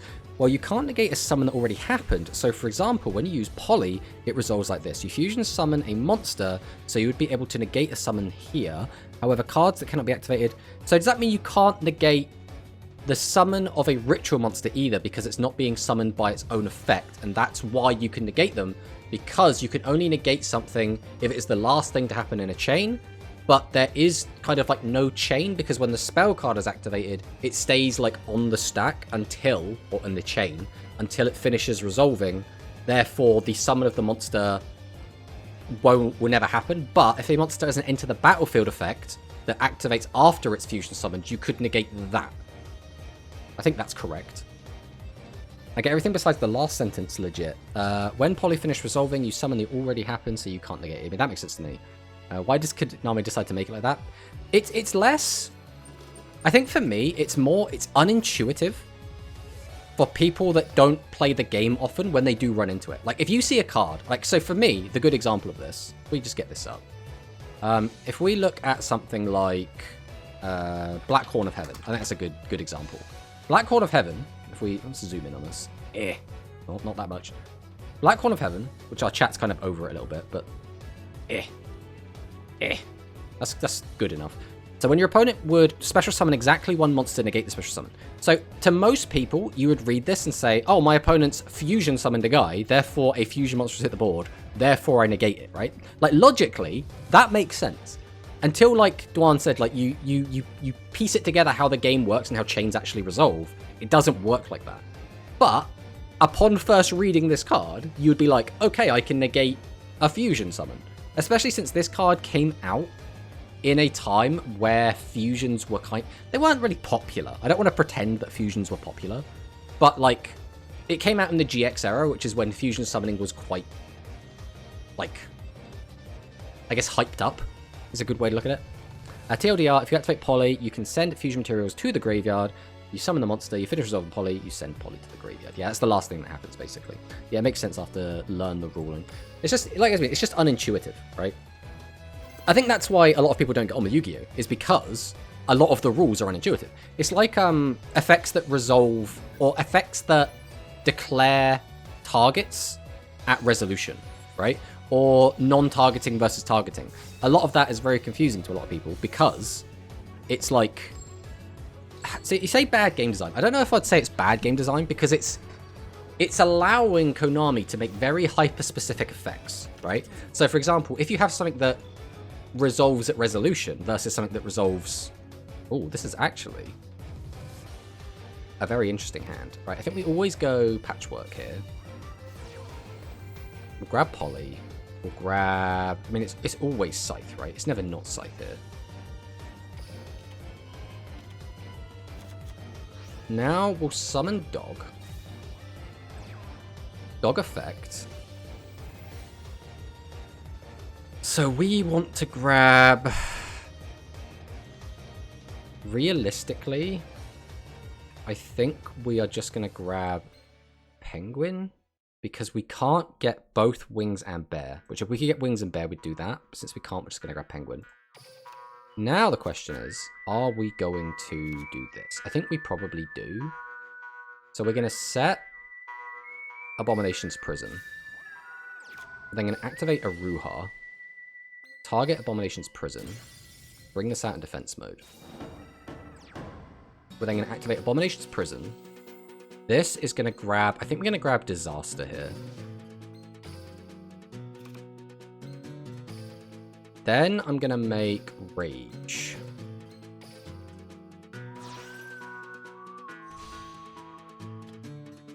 Then I'm going to pass.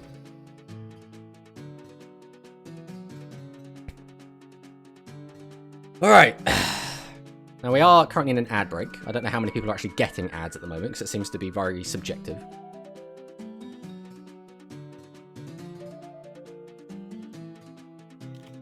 How are you not bricking? I mean, we have built the deck in such a way where it should be able to accomplish these hands at least some of the time, right?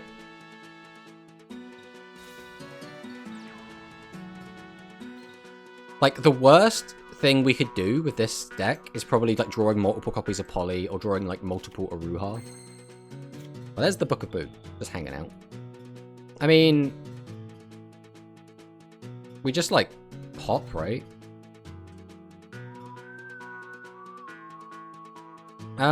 We can't pop the... Can we actually not get rid of the back row because we don't have access to sabers? That's very, like, it's very funny. We can do that. That works. In what way do we do it, though? I think we start with this. Right? I think we always Poly first. It's a little bit awkward, but... We could just get rid of it with that, but I think it's still better to go Kraken.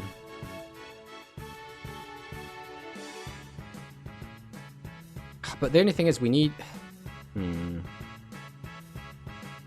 Kraken's a little bit awkward. It's the only issue. No, we do this. We always do this. What am I even saying? We always do this. We do 1, we go 2. We summon the boy. Cruel Whale comes down. We'll go Cruel Whale, and then we'll Chain Block with Penguin. Don't want to activate either of those. Penguin, draw 2. Send that. Doesn't matter. Then we're going to pop the Aruha, and we're going to pop this Spell Trap. Then we're going to activate Aruha. We're going to summon out Unchained Soul. Activate Unchained Soul. I think here we do just get rid of Prison. Pop this. And then, sure, we'll activate this. It was mimicking man, he's a bug! We'll grab Poly, we'll grab Chain. And I guess we'll try to play around the, Oh, didn't mean to do that. We keep clicking that whenever we're trying to fuse it off. But that's fine. We'll make this, using this and this. Summon it out.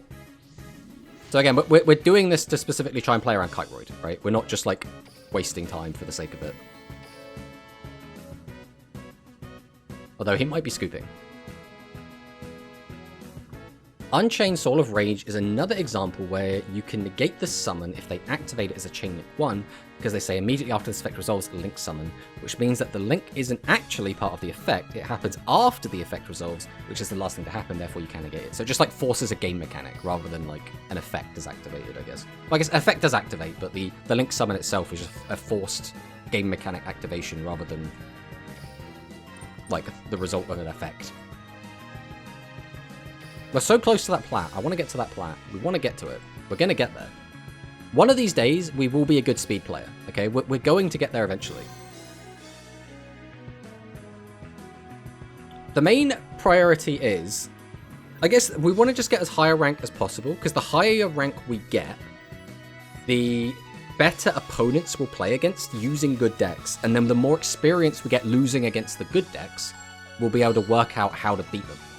Because we got okay at the Fluffal Orcust version, but the issue with that is I got used to, there's something I can't deal with, don't worry, Dingirsu will fix my problem. So I can't do that with this build.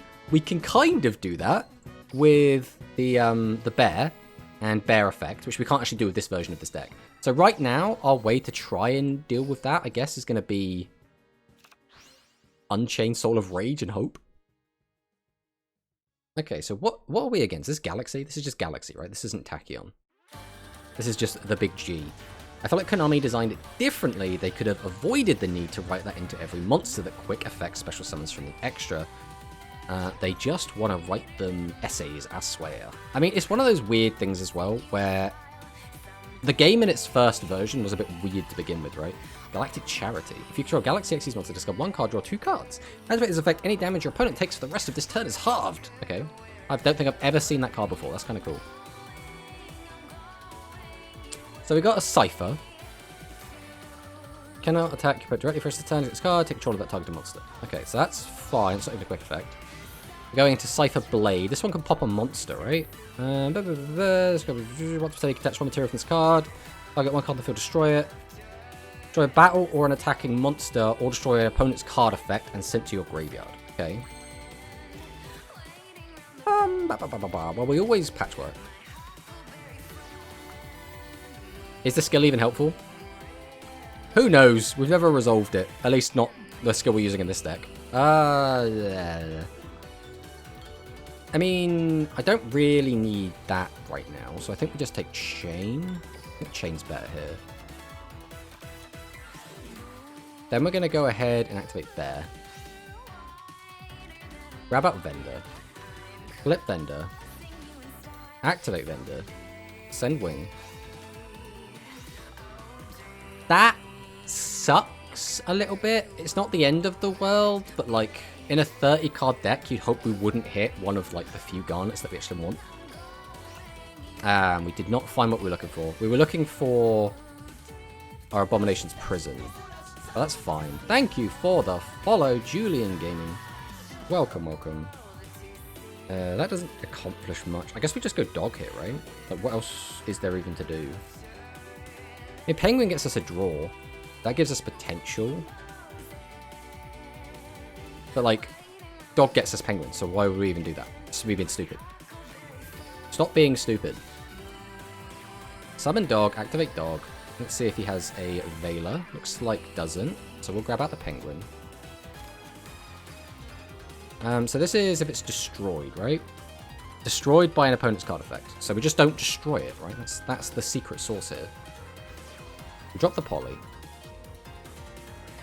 Let's make a Kraken. Using this and this. Yes. Come forth, my Kraken. Probably should put it in defense mode if we can use this effect, but eh.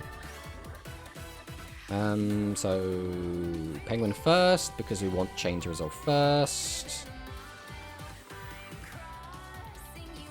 Use skill Prescience for Toy Vendor. Oh, I did not mean to use that, but we've done it now. Down you go. I haven't looked at what Prescience is, so I'll have to have a look at it in a minute. We'll grab out Fight for Fusion here.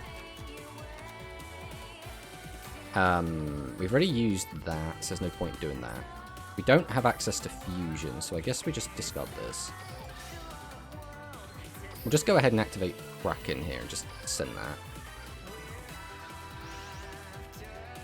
We can banish that if we want. We can also special that, which doesn't really accomplish anything. I mean, we just activate that, right? What have we got left in grave? We've got plenty. We'll just drop fusion. We'll just drop fusion. Tomato, what are we using later? I thought you were playing psychics. I thought you already decided that. Just make this. Do this. We'll do this. Let's make a guy. Put him up here specifically. Don't use the effect, which is fine. We're not doing it anyway. We'll go ahead and activate this as well, because why not? We're just clicking buttons at this point. Just always just clicking buttons. Nothing else matters. Click the buttons.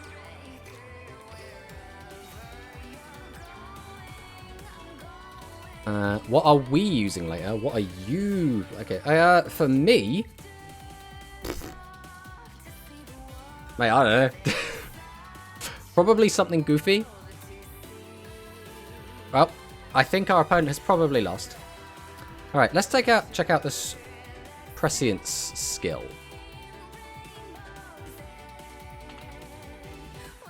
You can view the top card of both players' deck until the end of the 5th turn. Alright, I see what you're cooking, Quantum. I don't think I want this. Now, the only reason we say that is because the skill we're currently using does help us fix our hands sometimes. We're currently using the new shitty Fiend skill that basically Unchained players use to put their big Unchained boys back in the deck. That's what we're using at the moment. Right, let's go again. Let's go again.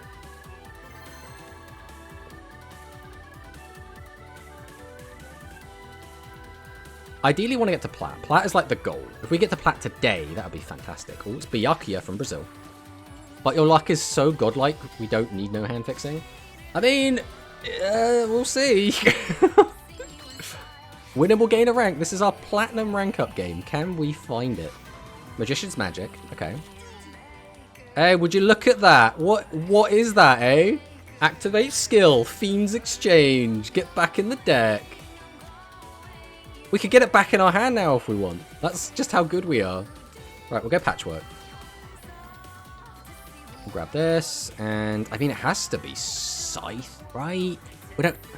Like, there isn't another option. It's just Scythe.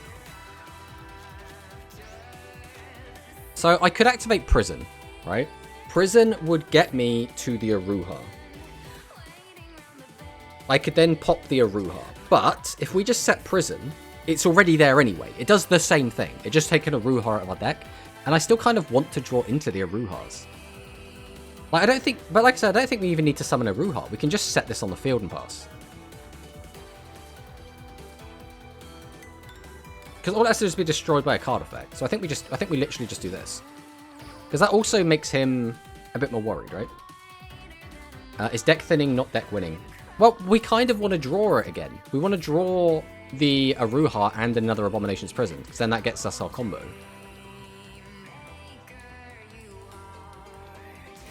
Alright, Magician's Magic.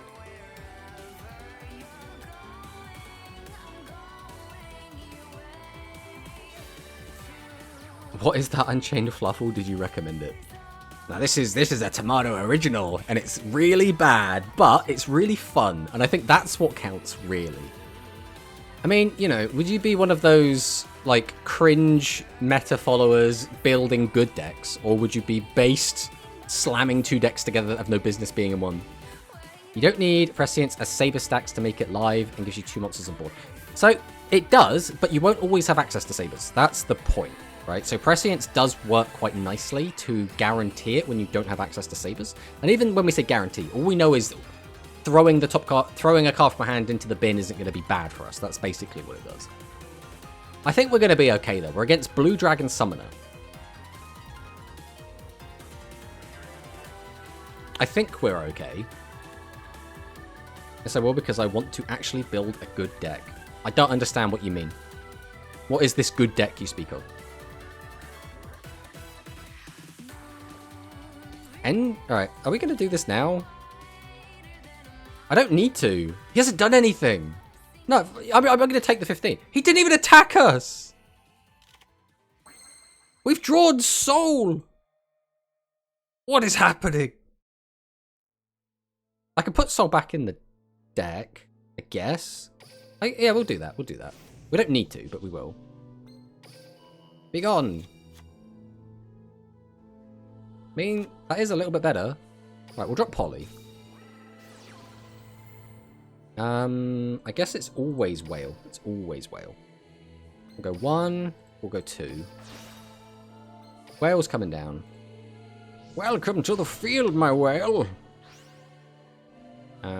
So we go whale first. We chain block with chain. Get it? Oh. Live Twin Unchained. No, you see, Live Twin Unchained is too many traps for my liking. Too many of them pink cards. Alright, let's see what our opponent's got. So we could have done this during our opponent's turn, basically. And popped this then. So if this is a big pain in the bum card for us.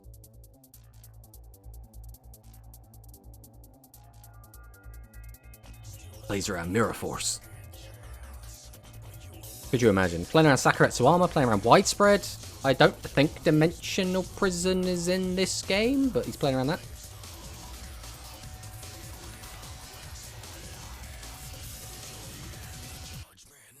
Right.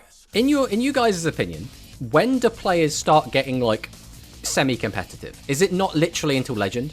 Like, is Plat still, like, super casual? Because I swear, I was doing a climb 3 or 4 months ago, and Gold felt semi-competitive, right? But, like, now, Gold feels like a meme. Platinum! Sure, we'll post that. That game. Legend. You're literally Legend. Okay. Okay. Don't get me wrong. When I was climbing before, most of the decks I went against were Blue Eyes, right? But Blue Eyes is one of those weird decks which is meta, but 90% of people you play against aren't using a meta version or playing it correctly. So it's like, does that even count? But then after 2 weeks, Legend becomes Plat. I mean, that's what I've heard as well. Like, the climb up... I mean, this is how it used to be back in the day. Was the climb up to Legend was... Or the climb up to Cog was better than Cog.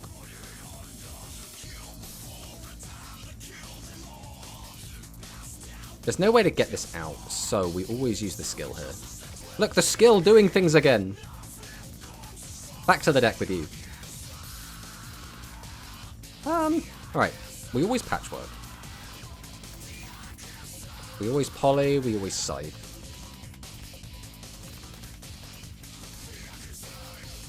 Alright, we normal penguin. Activate penguin. Grab dog. Dog effect. We've already got the penguin, so we can't do much with that. We need a Fluffal, so I guess we're taking wings. Feels a bit weird, but whatever. Then we're going to go into Dweller. In attack mode, because we are ballsy. End turn.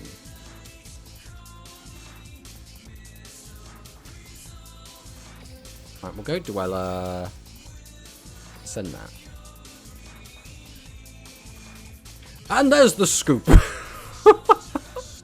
Don't detach Penguin. Yeah, if we detach Penguin, we lose the boost. And being 22 might be relevant. I mean, we'll take it. We'll take it. Undefeated in Plat with the Unchained Fluffals. Cog is a mix of people who mean/don't care, do their dailies, test decks, and try hard. It's basically exactly the same in Rush then, because half the time you get up to Cog in Rush and it's worse than, like, Gold. And it's like, why did I do this? Why did I put effort into getting here early? Current win streak 7. Let's see what goes on. Who try hard in Cog? Going for medals, I guess? I think some people are also just testing. Right? Get back in my deck. That's not a great hand. We're like so close. We have the dog. That is always happening.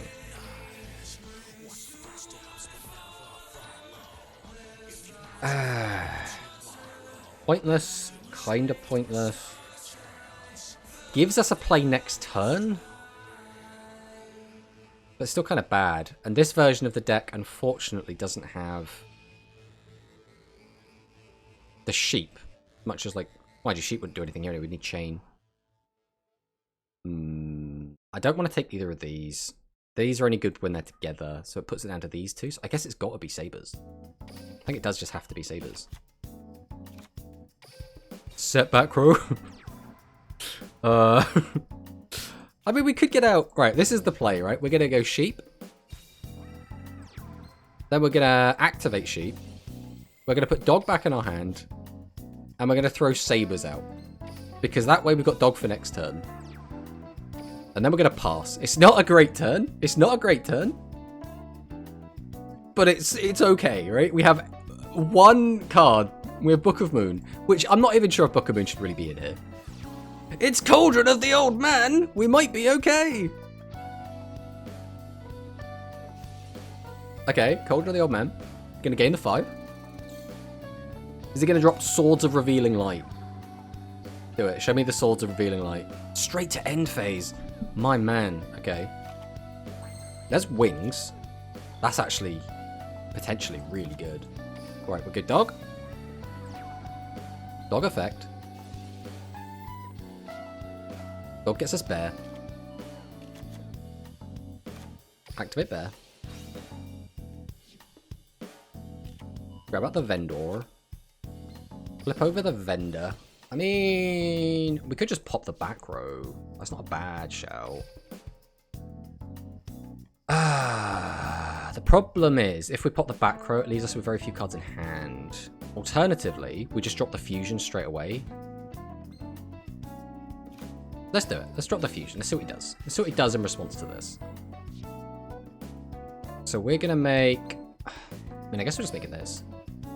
We've got to use this. I guess we're using you. I don't want to use anything else. Summon out the tiger. We'll put him up here as well. Out the way. Tiger effect. Pop this. Pop this. What was it? It was mimicking Man-Eater Bug. We knew it. Discard Wings. Yeah, that's fine. We'll go ahead and fire off Wings. Banish Bear. Draw another card. Activate the effect of Toy Vendor. I guess we'll take... There's no real reason to take Penguin. We'll just take Dog now. So I can activate this, pop this. Doesn't really do anything. We could also use this. Yeah, screw it. Let's do this. We'll go Sabers, put back Bear. Bring out Sabers. Activate the effect. We'll pop this. Summon out in attack mode. And we'll just get a battle. Attack! He surely will just not have Kiteroid. Kiteroid can't hurt us! It doesn't exist! Alright, everything is fine. Everything is completely fine. Like, you could go to Cog with a new deck. I meme to get to Cog. Then I try actual decks in Cog for Rush for some reason. Look at some streamers. I mean, basically, yeah, right? Like, as soon as you get to Cog, you have a safety blanket of I can't go back down, so people can just bring whatever they want, right? Then I made a meme in tournaments too most of the time. I mean, yeah, meming in tournaments is fun. Because testing and practicing, the goal isn't to win. Yes, that is very, very important, right? Winning is not the be-all, end-all, depending on the environment that you're in. Trying out, like, obscure combos and seeing if your opponent can interact with it, like, can be very, like, enlightening. Crowler versus Ubel. GX matchup, let's go. Current win streak 8. How are we on an 8-win streak? How on earth is our pile of cards on an 8-win streak?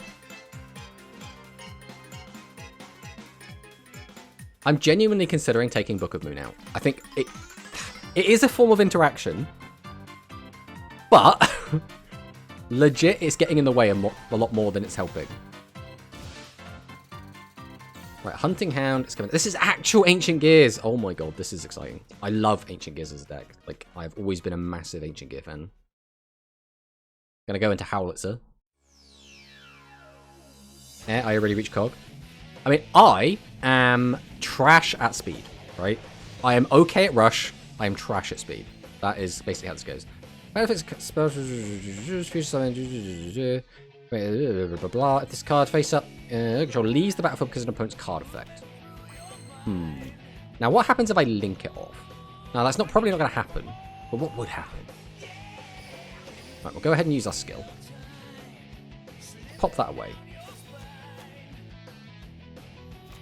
Let's go Patchwork. Poly, and I think here it's Chain. It's got to be Chain, right?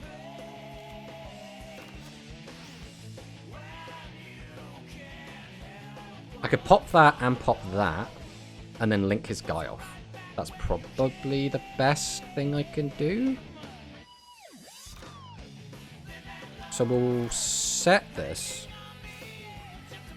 We're then going to just go ahead and drop Poly.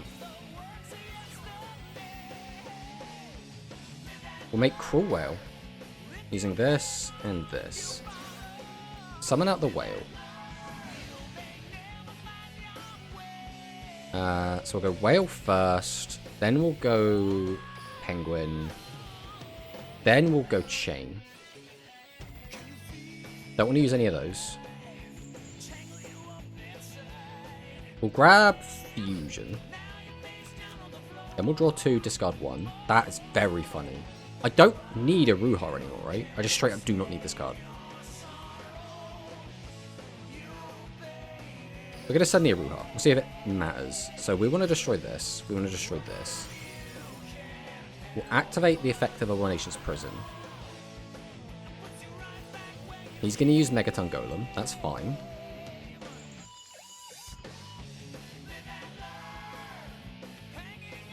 He drops his boy. I'll drop my boy.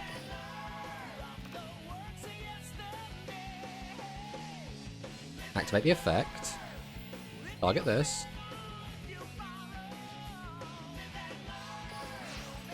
We'll summon this out. And then everything's just fine, right? Got nothing to worry about. I guess we'll use this again to play around a potential Kiteroid. So do this by using this and this. Summon this out. Set this. Go to battle. Swing. You cannot stop me. Not even with your kite.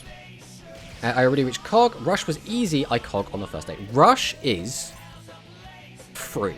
If you have any idea of how to play and you have any sort of card pool, even like free to play Blue Eyes or anything, Rush is so free. Like, it's so free. Getting Cog in Rush, I don't even see as an achievement. Now, again, if you're not a Rush player and you're just grinding ladder and all you do is head over to Rush, Cog it in a day or whatever, or like you struggle all your way up, then yeah, hats off to you. That's obviously an accomplishment. But if you're someone that like plays Rush like actively, like Rush Cog is just it's free. It's like it's a formality. Hey, we're gonna get a rank up if we win, and we're on a 9 win streak. Can we get to a 10 win streak with this deck?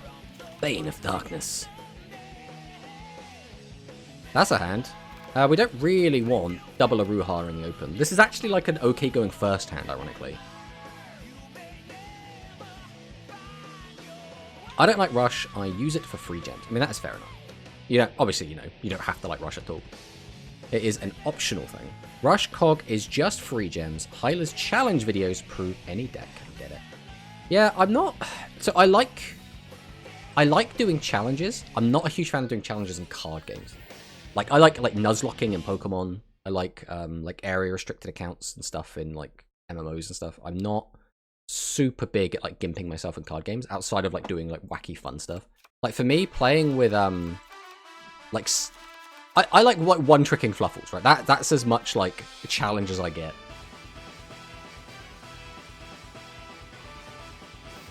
Alright, Bane of Darkness. What is Bane of Darkness? What does this do? It's the Buster Blader skill. Okay. So he's gonna go for the Buster Lock, right? Change all my guys to dragons and then force them onto defense mode, I think. I'm pretty sure that's what he's gonna do.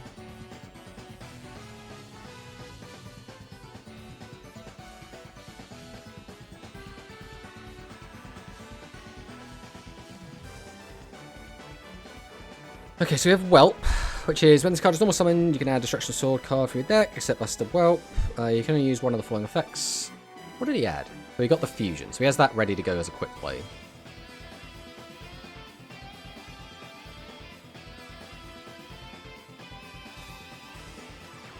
Okay, 2 back row. Well, there's Dog. I mean, dogs are good normal. Do we just summon the dog immediately, I suppose, is the question. I suppose we will. Let's see what he does. Let's see if he responds to summon dog. Dueling skills are kind of the challenge. Okay, we'll go straight for the fusion. Okay. Why do this now?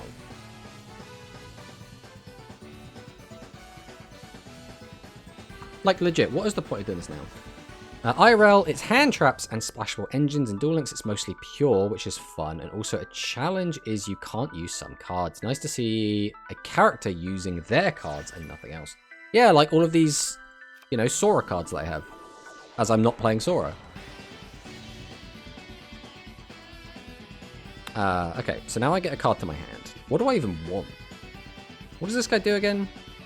Change defense position, drain the approach position cannot activate their effects. That's fine. He's got this engrave as well. Does this give him protection? So I guess we go for this, right? And then we just try for it.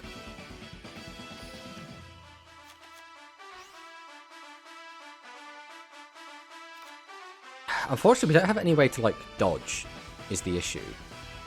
Right, we'll drop the Poly now. Let's just see what he does. We'll go Tiger.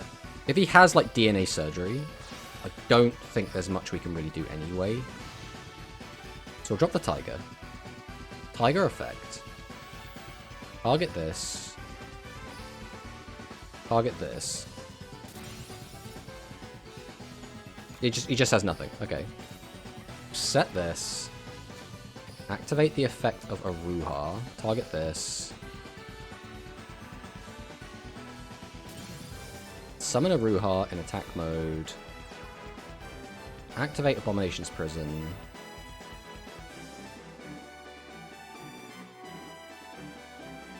He's got something he can do. Come forth, unchained soul. Battle phase. Attack. Abominable Unchained Soul. It might have something I don't know. I haven't really, like, looked at the cards in his graveyard. Go, Aruha. Oh, what does this do?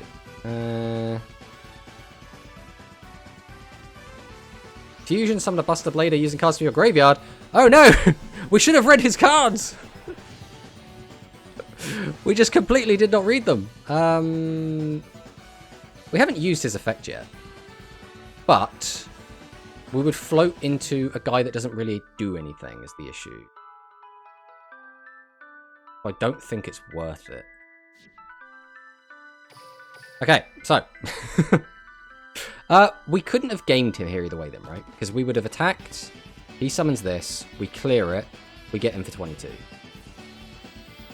So we wouldn't have been able to win the game that turn either way. I really need to, like, read cards. That is quite a big part of this game, and we just don't do it enough. Normal summon Dark Magician. Okay. You still can't actually beat Unchained Soul at the moment. Bane of Darkness. How does this help you? You just get Diffusion Wave Motion? Oh. Do you get all of them? He gets Poly and gets Diffusion. So Diffusion Wave Motion doesn't really accomplish much. Poly doesn't do anything unless the last card in your hand is exactly Buster Blader.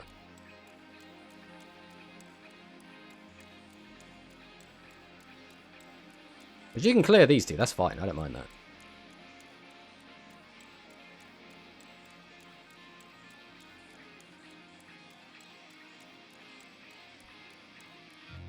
What have you got? Go straight to battle. Okay. We just added those cards just for the heck of it. Oh no.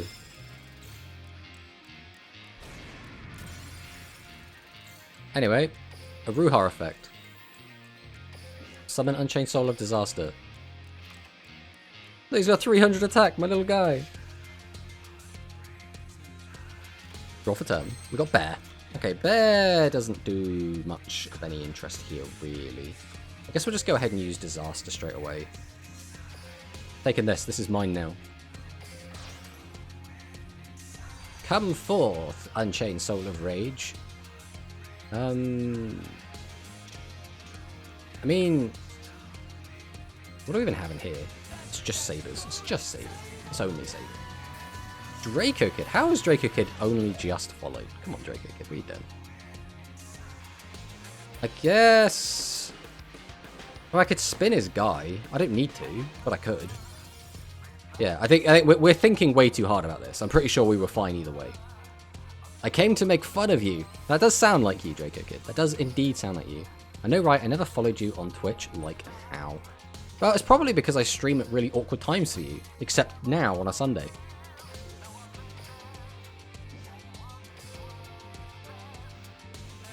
Alright. Let's go. I think we're going to keep going until we lose, right? As long as we have this streak, we just want to keep going. That's where I'm at right now. Streak good.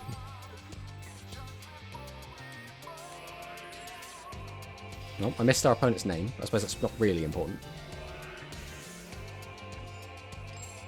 Mammonzote. Okay. Oh, he's on his rank up, but he's come up against you, Bellon, win streak 10. How do Fluffals feel? Fluffals feel pretty good, all things considered.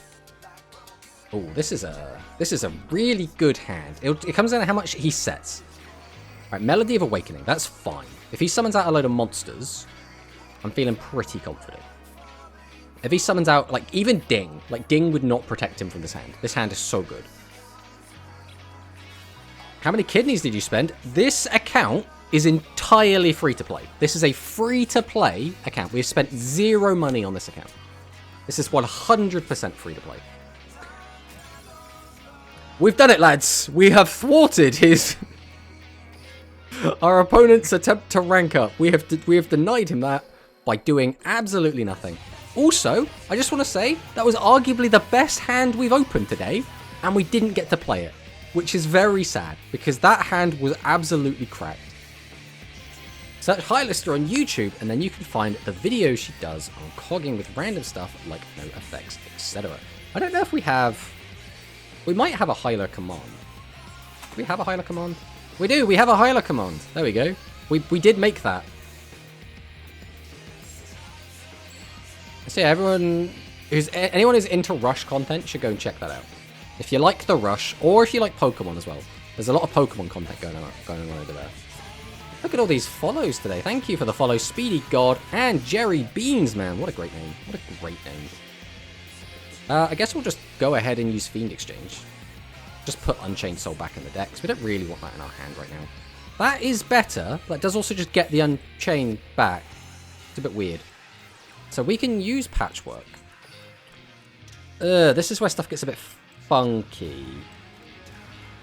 Draco Kid with the subscription. Whoa, whoa, whoa. Especially when we're doing a big complicated turn. But thank you so much, Draco Kid. Really do appreciate it. But question now is, how do I approach this turn? I need this in... So we can do that, get that, pop that. That gets me a normal. We already have the Poly. Poly plus, I guess Scythe becomes the best thing to take. Right, we'll take Scythe. Draco Kid, Yeah, you thank just you subscribed. so much for the follow. Oh, for the sub, Draco. Really do appreciate that. Now we'll go Bender. We'll go ahead and activate Prison. Prison gets me a Ruhar. We can activate a Ruhar. Target Toy Vendor. Summon a Ruhar in defense. Toy Vendor effect. Raz Dog. Summon Dog. Shut up and take my money. Imagine funding Tomato's Rush content. Well, someone's got to do it. Here we don't need you. Don't need you. We could use you, but it's a bit high roll. I think the best take is always going to be Penguin here. Like, this is unironically not even like a terrible board to end on. Like, don't get me wrong, it's not great. But like, this could be so much worse than it is. We'll just pass on this. Alright, let's see what our opponent's got. When he doesn't even like tomatoes. I'm just not a big tomato person. What can I say? Okay, white comes down. So he can banish a spell trap we control. That is fine, my friend. Banish away. Takes Successor Soul from Battle Chronicle. Okay.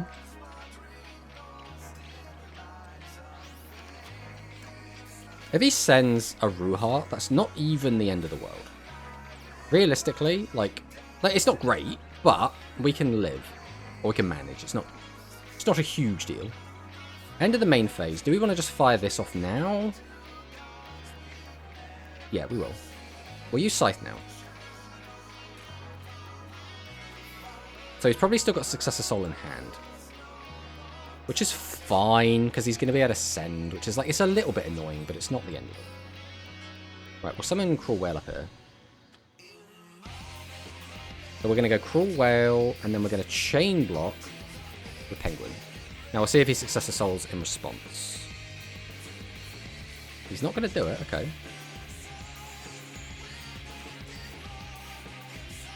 Man, these cards are pretty cracked, huh? Do I even need Prison at this point? I don't think I need Prison at this point. I think we could just get rid of it. I'm a bit worried. Now we'll get rid of Poly. We'll get rid of Poly. That's fine. We'll target a Ruha, and we'll target one of these back row. We'll chain a Ruha.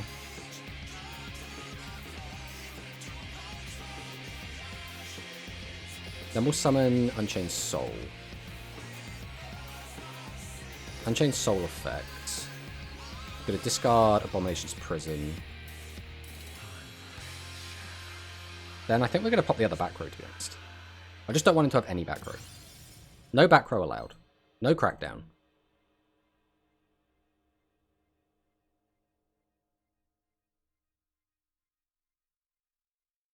How dare you attack my dog? That's so rude. We take the 800, that's fine. I'm already in battle phase, we can't do anything else. He gets to do this. Summon out the blue eyes. That's fine? Like, what are you doing with this? Oh, is he not reading? He's not reading! Go, Cruel Whale! We're not the only one that doesn't read. Now surrender. Excellent. Okay, we got it. We got it. I think everything up until the Ra pack. By the way, question for Rush players, since I thought it might be fun one. If they released Twin Twisters as a legend, discard 1, pop 2 spell trap cards, would it see play over other legend spells? I mean, probably not. First off, we don't have quick play in Rush, so they would have to rework it so that it's just spell speed 1. Second, we already have Heavy Storm, so you'd probably just use that. That's my first knee-jerk reaction opinion. I think we are going to take out the Book of Moons. Book of Moon's good, but I feel like it's getting in the way. Like, every time we draw it, we're like, well, if we're already set up, it's fine. But if we're not, it's just kind of in the way. Let's go with this. Now that we've changed the deck, we're going to immediately lose. We're going to break our streak because we took out the Book of Moons. That's what's going to happen. I'm calling it right now. They could do when your opponent sets a spell trap. The problem is that would then be a trap card, just because of how Rush works. Like, that would be the first instance of a spell card being activated at not spell speed 1.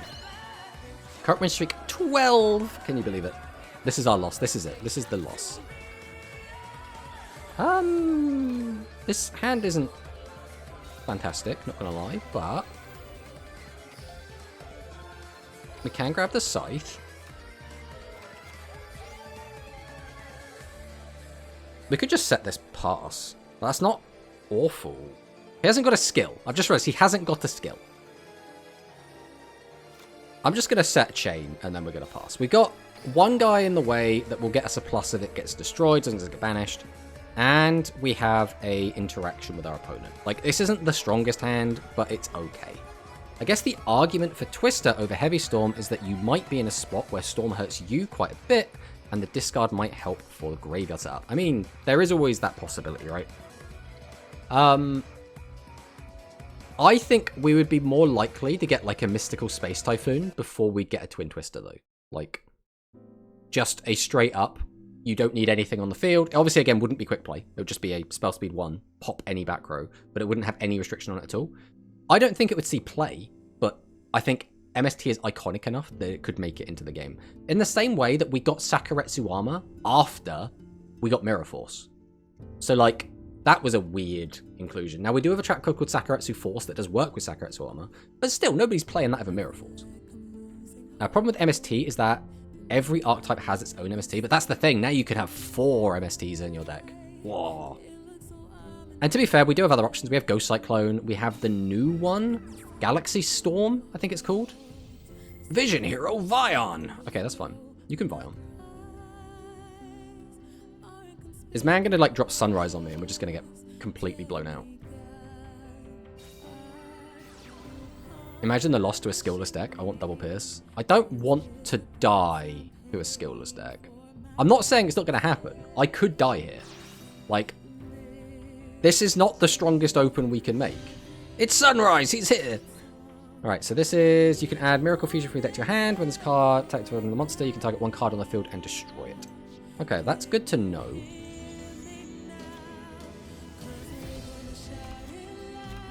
So he's got that. He gets the double draw discard. He sends Liquid Soldier to grave. Activates probably Miracle Fusion here. What are we making off Miracle Fusion? We don't have Ab-Zero, right? What is in this game that we can make? A Scry. Okay, that's fine, right? This is just... gains 100 attack. That is completely fine. Then we're going to set.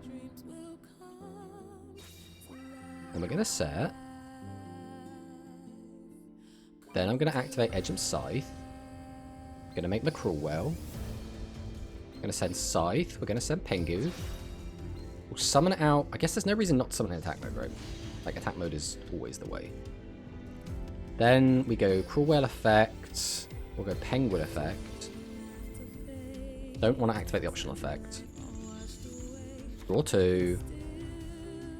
I think we have to discard a Poly of this. Oh, this is so funny, actually. Watch this. So we're going to pop Chain. We're going to pop Sunrise. We're going to activate Chain. And then we can choose if we want to use Unchained Soul. I don't think we want to use Unchained Soul here. Although we could just pop one of his back row. We would lose another card from our hand, though. No, I don't think we do. I don't think we do. Here, Patchwork doesn't do anything. Unless we have Sabers, so we just take Fusion. Give me the Track Tiger archetype or Earth Machines, and I'll have some fun. Could you imagine the Track Tiger? Oh, Track Tiger. You want the Pierce archetype? Bruh, of all of the different archetypes you could have picked, you went vanilla.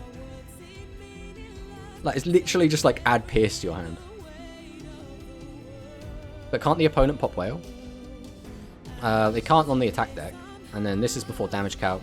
We can activate this effect. We'll send this because it's dead. Boop.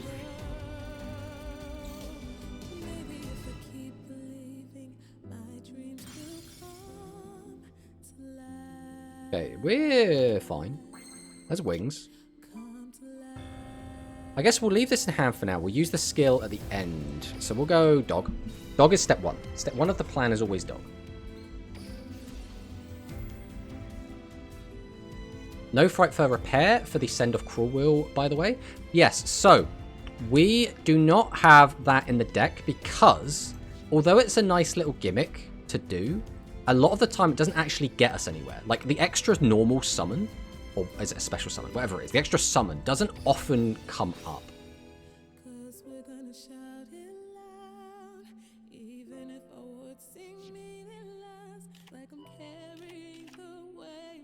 Right, we'll flip over Vendor.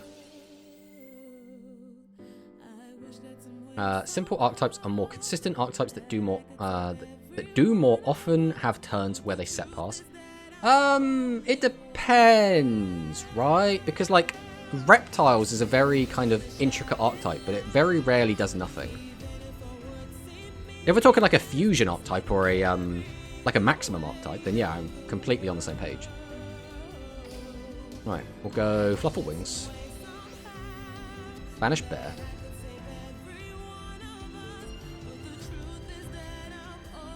So how's the Frightfur deck? The Frightfur deck is going quite well. We're on a quite hefty win streak at the moment. We'll see how it goes. We don't talk about reptiles. I love reptiles. Reptiles are such a fun deck. It did not deserve what happened to it. It did not deserve the abuse. Oh my god, these draws. These draws! Jesus! Look at that. Those are the best cards in our deck. How have we managed this? Do we even need sabers? I guess we... There's no reason to not take sabers, right? Just take sabers. Give me sabers. That is so ridiculous. Alright, so now... I'm gonna... How do we even play it? We have so many different ways we can do this. Why can't we use our skill? Why is our skill turned off? Start of your main phase. Start of main phase. Ooh. Ooh, that's pretty bad. I mean, we're still fine. Like, realistically, we are so fine. I'm going to set this, though. We're going to go ahead and activate this. Target this.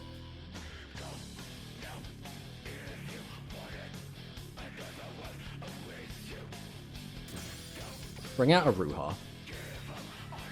Welcome, a Ruha. We'll activate the effect of Abomination's Prison.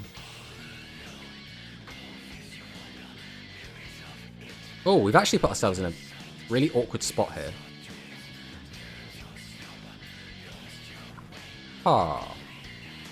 Maybe we shouldn't have activated this. We are misplaying quite badly right now. Maybe our opponent will sort it out by using one of his back rows.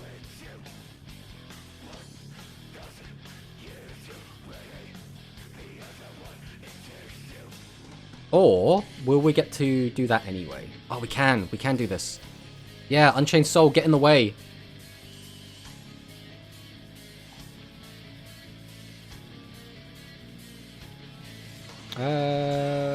No, we don't want to do another one. Come forth, Unchained Soul. We're going to use Unchained Soul's effect. I guess here we're going to send Sabers. Arguably we shouldn't have sent Sabers there. It depends, because we still have a lot of different options. We have so many different ways to play this. Yeah, we're fine. We're A-OK. Right, so we did mess that up a little bit, but we still had so many different things we could have done, right? We could have fused into the Sabertooth and then gotten back the Cruel Whale again. We could have linked into Phoenix and popped the back row. We had so many different options available, right? Like, even though we didn't play that as cleanly as we would have liked to, we did get there. I'm trying to think what he could have had to, like, really stop us. Like, Floodgate Trap Hole probably would have been, like, the most annoying thing. It's Sora! Is it gonna be Fluffles? I mean, why would you play Sora and not be playing Fluffles, right? 36 mins until Rush Tournament. Whoop, whoop. 13 win streak, let's keep it going, baby! You gonna make a video on this deck or not? So the YouTube is basically all Rush, so I don't think it would fit on there. My man just passed turn 1. He's probably got Scythe in hand, so we are gonna have to worry about that. We'll go Fiend Exchange. Get rid of this. Ha! Guys, this isn't great. This is not a good hand. We have no way to get to a Fluffle, do we? Like, at all. Like, literally no chance. We set Chain.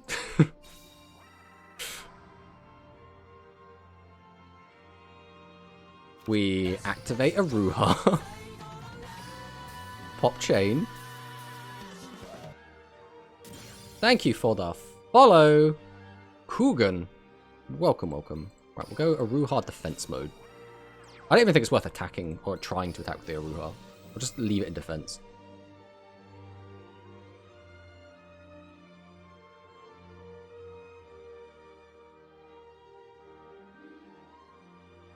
Right, let's see if our opponent internet can be here. Don't you go set chain, do Aruha, get patchwork and stuff. Yeah, the problem is we don't really have anything to do after that. Which might not matter because I think we're about to win anyway. He can do that, but then they're just setting for next turn. We can't do anything this turn. Yeah, all we basically do is sit on Aruha, and then we would hope that he just doesn't have Kraken. Because if he has Kraken, that's really bad for us, because then Aruha doesn't trigger and we have nothing. So, like, all he would need to beat me there is, like, Dog Patchwork is full combo lethal, and I can do nothing about it. Like, just nothing at all. But we'll take it. We will take it. Kamashinpi. Okay. Oh, it's Shark. Okay. Now, we are on a Shark skill. We're on a 14 win streak. I don't know how many of those were surrenders.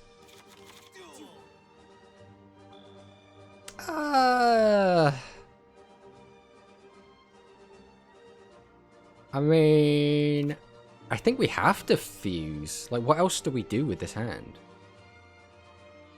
Bam Bam doesn't do anything. I think we always drop Poly here.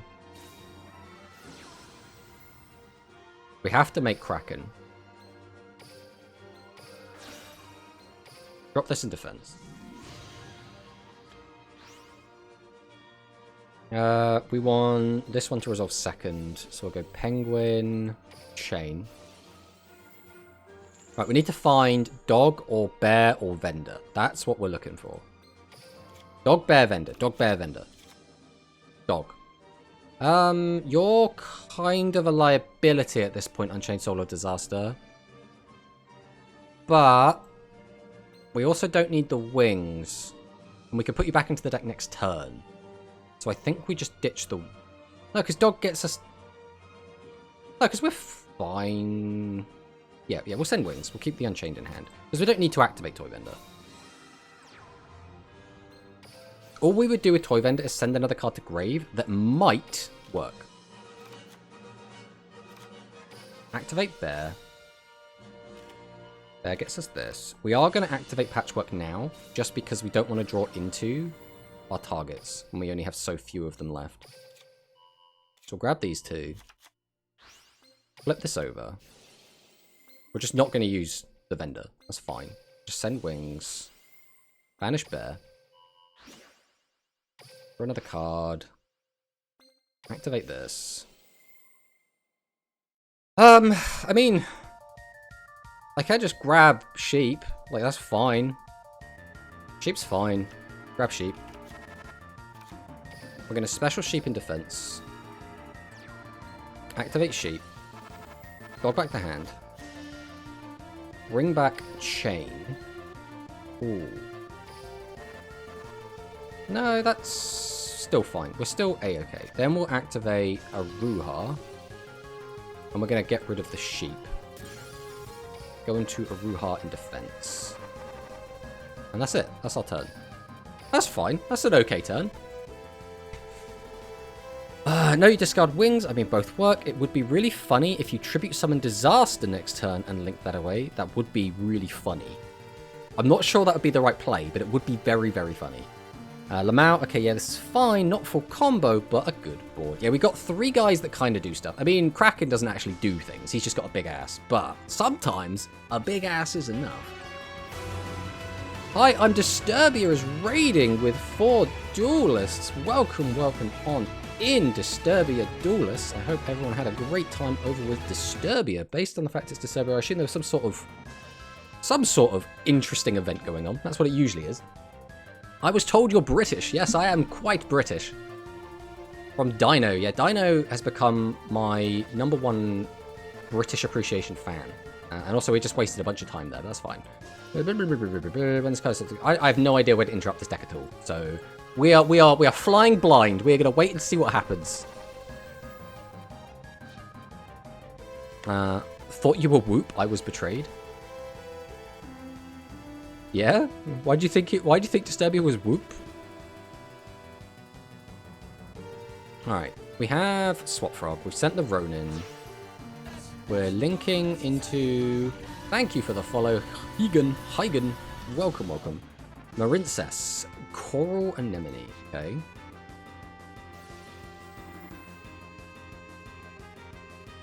Again, I have no idea where to stop this. I'm just gonna let him. We're just gonna let him go and see if we die.